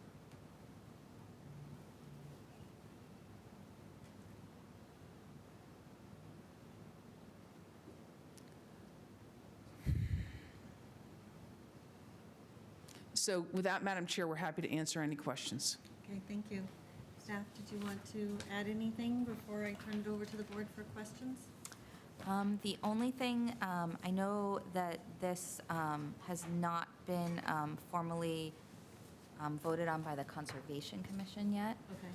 And Caleb, are there any other outstanding? No, I think I'm just the snow guy tonight, but I will tell you that the new snow plan, I've checked with DPW and engineering, it's all set with them. Very minor, but that was one of the new materials with the site changes, and Yeah. I have gotten confirmation that they're okay with how it's shown on the plan. Okay. All right, so I'm going to turn it over to the board for questions and comments. Jess, do you want to start us off? Sure. With the gates, and apologies if you said this, can they be, if power goes out, manually opened? Yes. Yep. And then the whole system in the roof is new to me. So, I mean, obviously, I'm assuming there's obviously the plan for it, but just out of curiosity, how does, if we have whatever that winter was and we had 100 inches of snow, how do you kind of manage the massive pileup of snow in that pitch? Good question. The structure is designed to withstand any of the current snow loading that we have in Massachusetts. So there will be primary roof drains, and then there will be overflow roof drains. If the primaries get plugged, there's an overflow that will relieve the pressure. And they, by code, they're required to be in locations that are readily viewable. So we've located those in locations where somebody going by sees water coming out of that, they know that they have an issue on the roof. They need to go up and unplug the primary drains so that the roof will drain properly. Thank you. Greg? I don't have any questions, I'm good. Jeremy? It's probably a very minor one, but counting parking spots with the moving of the shed and attaching it to the main building, I think I counted going down a total of 2 parking spots. Is that a problem? And is that, do you know if that count is correct? I believe there are 2 less. We tried to maintain the same number by taking the parking spaces out of the end of that were abutting the original Sallyport 2-bay. We lost a little bit there. We were trying to make it up in the area where the auxiliary building was deleted. We picked, I think, 7 out of the 9 that I think we're still probably 2 smaller than what we started before, but it still meets the requirements for what the department has for their current and future projected staffing and their fleet of vehicles. Thank you. Oh, okay, thank you. Joe? So was it marked, as we had asked, that you marked the lot line, like where I guess your parking lot is going to go and where the building is going to go? Is that all marked on the site? Last meeting, we asked for that to be done. We asked for the trees to be marked, and we asked for the building and the parking lot to be marked out so that we could see how far it's going to infringe into the, Is that this line that's here? Are you asking about like the current lot line? Is that what you're saying? No, I recall, so I don't know if that was done, but I recall that I want to see on the Yeah. site, right. I recall the question relative to the trees being marked, which have certainly been marked. I don't recall a question that the building be pegged on the site. Yeah, well, I asked, because I think even the lot itself protrudes out into even further than the building, so I'd like to see it marked. I think it's important that we see where it all comes out. I think it's important that we see this emergency exit, because I think there's other places that it could be done. It could be probably even a shorter exit if you went right out through the library with the same type of surface, because I don't ever imagine that being used, so I can't imagine that we got to be looking at that every day of our lives for 50 years when it's probably never in its lifetime going to be used. How do we have a difference of the impervious surface? Do we know what the difference between the existing impervious versus what's proposed on the site? It's approximately 18,000 square feet more. 18,000 square feet more impervious. No, sorry, I don't know if you heard that. Okay, so is that combination of building and parking, or is that, Yes, it's a combination of the building and the parking. okay, do you have the percentages of the parking increase and the building increases and footprint of the building? No, but I'm happy to provide how that splits up. Okay. Samples I of mean, I material. have it, but I don't have it Yeah. readily available. Yeah, I appreciate it if that. we could get that. Liz, we usually get, for all the, anything built in the downtown, we usually get samples of what, if there's a brick material, we get We samples of happen the to brick. have that. We have that? We have materials. Okay, good. And there's a, oh, perfect, all right. Go ahead and pass those. And the siding, is it a hardy board? I heard you said it was a cementatious? Cementitious siding, so let me just, I'm going to hop in here, and then certainly Kevin and Mark can do that. But as a reminder, the brick samples are not the size of the bricks. The real bricks are full-size bricks. They're not, They're not right, spliced. they're not cut in half. They're full-size bricks, but those are the colors. The colors are the same colors of this building. Okay. The brick colors are the same colors of this building. Is that an accurate coloration right here, or is that? This is the actual color? For the brick is the actual No, color no, that's this. on this building. No, Yes. no, this one right here, is this? Yes. Oh, no, I was talking about the brick. Is Oh, the the- brick the actual Yes, color brick that will be on the building? Yeah. yes. Dusty. And this And- color, and this is the color, is this a hardy board or a? Yes, Hardy plank, yep. That's correct. And this is going to be the that'll be the white PVC trim trims on it, yep. And here, this is the shingle, and the roof shingles. the roof shingles. It'll be the 50-year, 3-tab Okay. shingles. You guys want this one close to? Oh, yeah, We didn't bring the windows. Well, you could have. It's so hot out, we could open it. We had plenty of time to go get them. All right, these are some, and so I guess the other question, like I said, was, you know, could we look at a location of this, of the emergency exit going through the library instead? Because it seems like it would be a shorter distance, it would be less visible from the street. It would be a shorter distance, however, the grade change is not conducive to the vehicles in exiting. And not only that, you would take away library parking. So that was looked at as part of one of our many schemes. It wasn't put up as part of that display, but the grade change is too drastic. Okay. And for now, I guess, those are the questions I have. I'm really curious to see where the markings are on that side, where the parking lot is going to extend out into the Grandview, and where the building is going to extend out into the Grandview as well, so. This tower on here, is this on the existing? This is Yes. It's the same tower, it's the same height. It's about 2 or 3 feet moved closer to this building because it was closer to the other building, so now it's shifted a little bit, so it's closer to this building, but it's the same tower. Is there any way to disguise that somehow? It just looks so commercial looking in the center of town. It's there now. Yeah. It's important for public safety. Yeah, no, I know. Funny how I probably drive by it.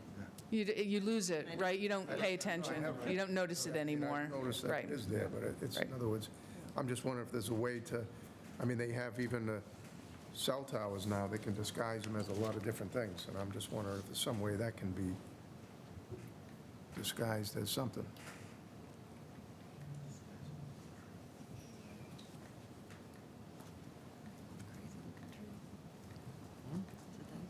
Or whether it has to, I guess it's probably got to come from, I was going to say, if it could be put into the trees somehow so that it doesn't stick up so high, or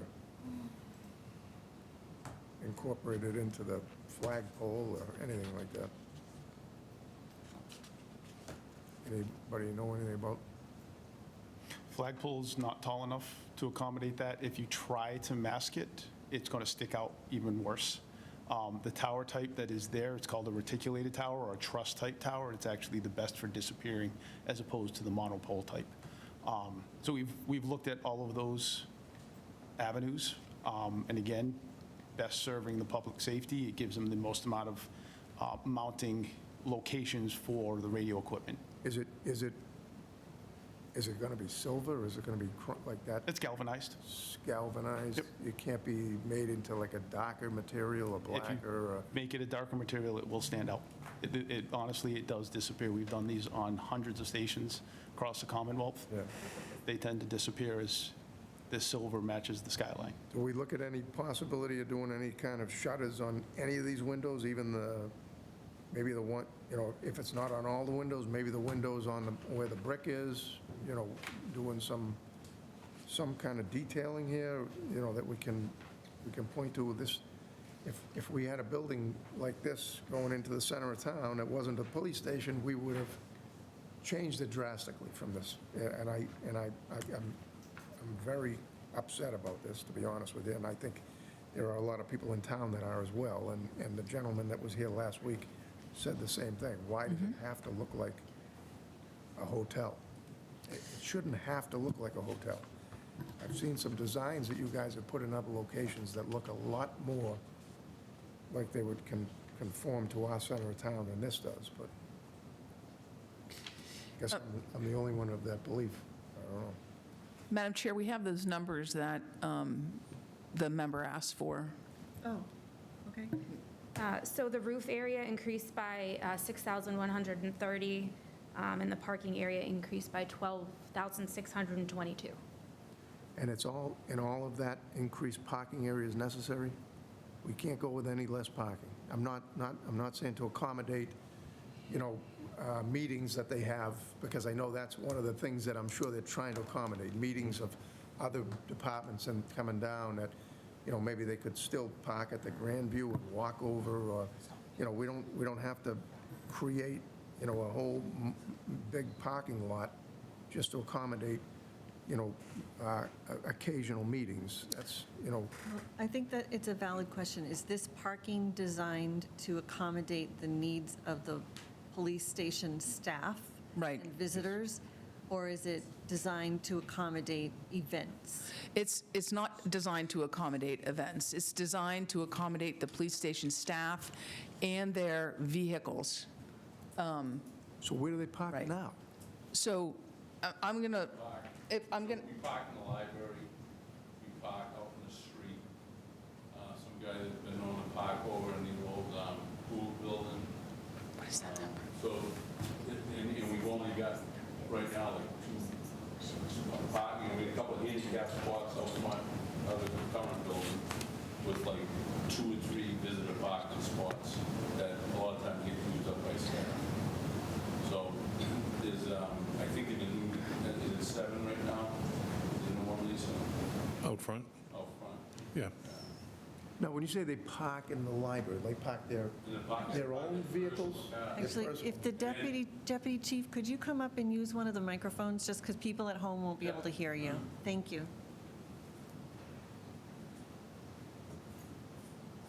You're still coming forward. Yeah, so what happens a lot of times, Joe, is we'll get calls from the library asking us to move the cars because they got something going on in the library, and we've got, officers have their own personal cars parked over there, because there's not enough spots in the lot. Also, in the wintertime, the parking gets a lot harder in the current situation, so that pushes more cars over towards the library, because they try to plow the stuff up to the back of the building. We lose some spots there.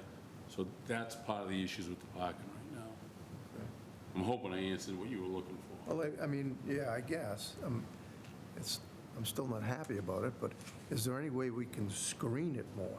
I mean, I know we're looking at trees, but none of the trees look like they're surrounding the parking close enough to screen it, unless I'm not really seeing it correctly. But I thought I saw in the video that if you're looking at, there was more trees separating with the library and the parking lot to help. You're looking for something to cover the size of the parking lot, right? You're talking about this from Center Street, too, right? The location. Right, from Center Street, location is more of my concern. That's really kind of where that's where you're looking at it, from the common and all of the, And there's a lot, if you went back, if you watch the video again, you'll see they put a lot of trees into that.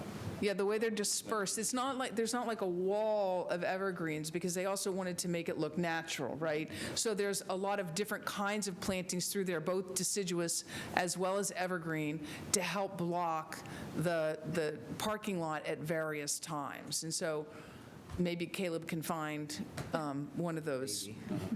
Maybe. One of the slides, it would be in one of the elevations. So We think that the landscape architect has actually done a pretty good job of screening it appropriately from Center Street.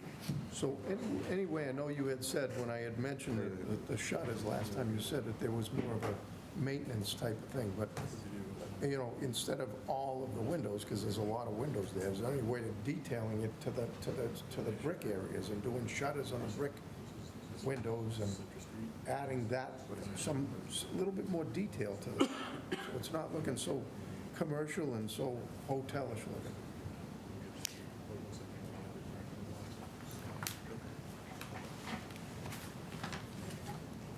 I have one question, just one. and then- Oh, go ahead, ask. No, because it may go into what you're saying. Right. Thank you. Is that a wrought iron fence, or is it a vinyl fence, or what No, kind of fencing? It's called extruded aluminum. Yes, it's It looks made to like look like metal? It's a metal fence. It's made to look like wrought iron, but it's a more cost-effective methodology with the extruded aluminum. So, but is that going to be safe for the police officers, for them to see where they're parking and everything? Yeah, we reviewed that with the chief, and he has no problem with the visibility, the limited visibility, because right now, I think he referred to it as the fishbowl that they're in now. This would be a far better Because I was solution. thinking if it was a privacy, maybe they couldn't see so much of your parking lot. No, we actually requested the wrought iron look. Right, Yeah, we did did. you? Yeah. Right. And that's what it get changed. Yeah, no, It looks really nice. I think it like does. that, I yeah. think it does, but I just Yeah. don't want someone watching a police Right. officer. No, you know, The that safety- fence, just that fence alone will make a world of difference from what we currently have right now. I mean, I could go into stories over and over again. We've had incidents. That's what I'm saying. It's not And I'll just say we had one time with a kid with a sword out back looking for one of our officers years ago. So we had an issue with them. So this was definitely a privacy and a safety thing. So and that's what, you know, you were requesting that last time. I think it looks really sharp, and it does provide the safety for us and the privacy too. Yep. So, Joe, I don't know if you're, Well, I was just a question about the shutters, and I'm wondering, yeah. I can't see it being a big maintenance issue if you did it on the brick areas and not I think the that would whole- look very nice. I think it would add some, I'm just looking for ways to just add Black some shutters. detail to it, you know? Tony Ann, did you want to ask anything else? No, I was just concerned about them having some Yeah, I understand. privacy, the officers, you know, with their cars. Maintenance. That's all. But if they're okay with it, like looking, I like the look of it, I just didn't know is it safe enough. Okay. Oh, it'd definitely be safe, no. So I could address the shutter issue. So as you know, there's been a lot of changes to this building for the good, for sure, but they've also been, that have an impact financially, right? So adding the brick, which is a really nice change, obviously, is a boost in the finances. The shutters, believe it or not, would add a significant amount of money, both to the construction costs as well as maintenance costs. And so it's one of the reasons you don't see shutters on the building. Okay. So, okay, my turn. I have a few questions. Well, just one, Barbara, just before that, I'm just, Is it on? again, I'm not going to not, I'm just, you have six, no, but you have, no, but I'm just going to point out. to support you, There's six, and I appreciate that, and I hope you do. But I'm just, to that question, there's 6 windows. I mean, from what I'm looking at, it looks like 6 windows. See, I mean, you're talking about. You're saying here, Joe? Yeah, On the just brick, on all of the brick, areas. the windows that are against brick. 1, 2, 3, 4, 5, 6 that I can see. I don't think there's. I will say, because I was in the meetings, I did want shutters on all the windows and was told that it was too expensive. But I think what Joe is suggesting is a very nice compromise. And if we have black shutters on the brick there, it actually also blends a little bit with Grandview that has black shutters as well. So I think that's something worth to consider. I don't think it really is going to add that much expense because it's really only 6 windows. I think that's a great idea, Joe. Other questions that I had. The dumpster fence material. Do we know what that material is and what color it is? It'll be wood, and it'll be painted white. It's actual wood? Yep. Painted white, okay. Is there any screening planned for the generator? Because that's what you see when you're looking at that side of the building from Grandview Farm. I'd like to see some screening around that generator. I don't know how close you're allowed to get. This one right here? Yes. No, that's There's something the transformer. Oh, that's a transformer, okay. The transformer. Screening around the transformer is not something we can do. So what you don't see in that picture, because There it is, right there. Right, so you have screening in the front. I would like it screened from this view, because that's when people are looking at it from Grandview Farm. So, yeah. Let me clarify. The green one is the transformer. Okay, that's what I was talking about, the green one. Eversource has a very strict requirement of what you can put around that to not compromise their employees as they're dealing with the transformer. So the simple answer on the green one, no. That's all we can That's do. the best we're going to be able to get. Well, Okay, that's does it not have to true. be green? It's not true. Okay. There's a distance that they want clear so that they can have access. So screening can come out 6 10 feet. feet, 5 feet, 10 feet. 10 feet, whatever it is. They need 10 feet clear. because Okay, they have if to it's have 10 a feet. 10-foot pole. And at If it's that 10 point, feet and there's arborvitae's 10 feet out, but they also need to be able to lift with a truck. So you can't put a tall enough arborvitae that it's going to screen that and obstruct their ability to remove that transformer. well, do they How have about access from if other side? I'm we- just saying, you only have to screen certain sides. That's the Right? side that they're accessing. How about Oh, that if Let them we access say, from the other side. Egress They there, can't. too. That's the temporary drive. we'd They like have you to to, access from a paved area. So that paved area is the temporary drive that they would drive the truck on and access from a crane. we're not voting tonight. I think what you're hearing from Joe and from me is we'd like you to come up with something creative so that that looks better. So may I ask, Madam Chair, just to be clear, so we're all talking about the transformer, Yes, we are. not the generator? Thank you. Okay, and you're concerned that, so you understand the limitations on our side, so that would be from a regulatory point of view, the limitations from a utility point of view. So you would like us to attempt to put in some sort of vegetation, which would probably be on the other side of the emergency egress? Yes, let's see what you can come up with. Maybe it won't work, maybe it will. Let's give it a shot.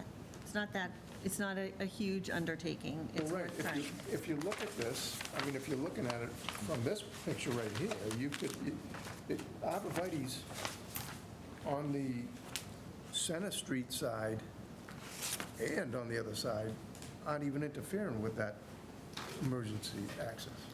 So- You're talking about these two sides. The emergency access goes around to the back of that generator.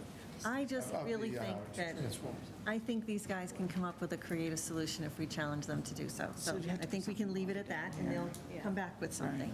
I did want to mention just one more thing about the shutters. That is one of the things that's in the design, the town center design checklist thing that is desired. And so I think it's worth us doing for those 6 windows. I have another question that I didn't think of before. It's regarding the rock wall that currently runs from across the sculpture park to Grandview Farm.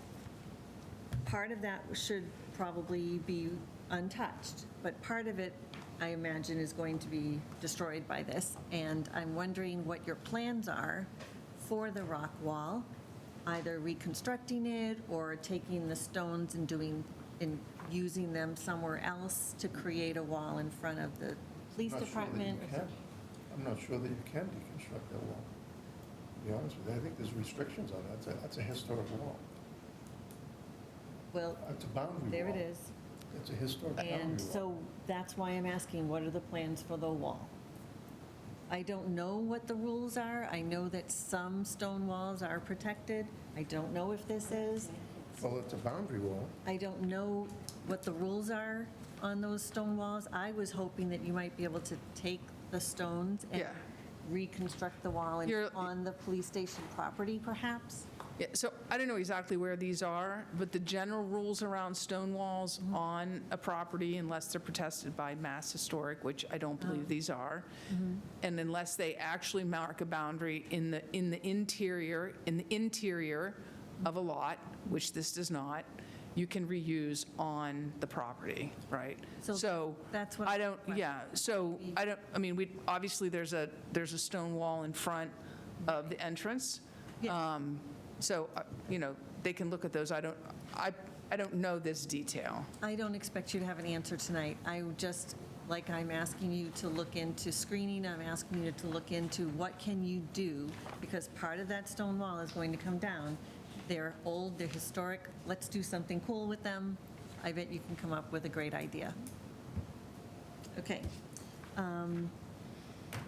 That is all I have, but this is a public meeting, and I think we've lost Brenda. She texted me, it's like 4 a.m. there, so she's gone to bed finally. Is there anyone online or in the room that wants to comment on this matter? Okay.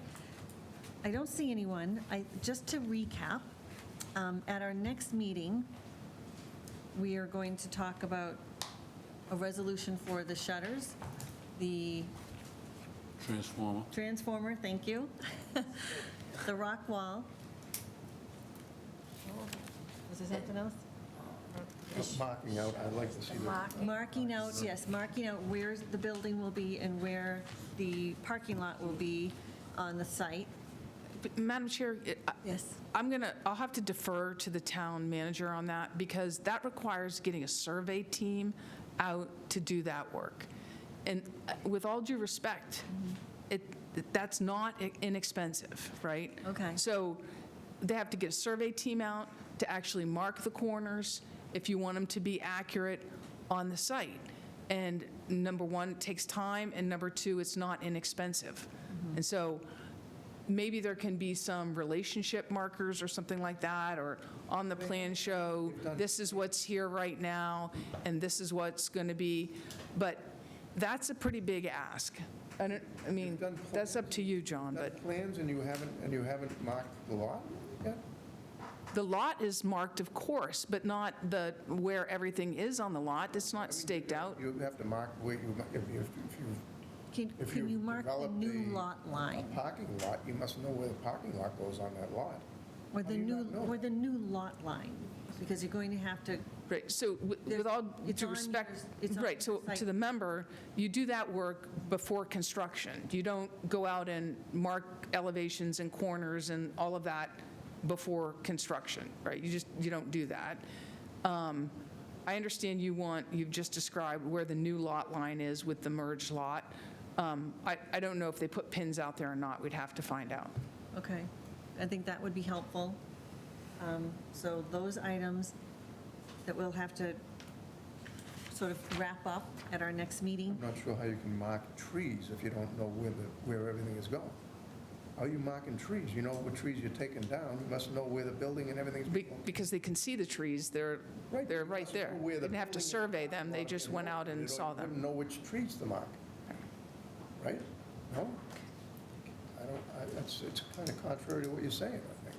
Is it possible, and perhaps I'm revealing my ignorance here, is it possible for the people somebody on the team to go out and mark this as an approximation, as close as you can get?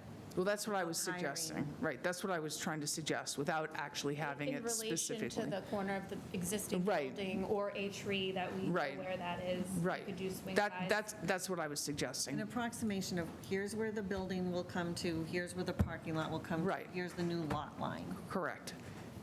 Would that help? I That's think that would be very helpful. How you Right. did the trees, I'm sure. So, we had discussed having another meeting in June in order, just for the police station, not for anything else. I asked planning board members to look at their calendars and suggested 2 dates. I think it was June 25th and 26th. 25th and 26th. I wanted to hear from members when they can make it, because if we're going to continue this, we want to continue it to a date certain.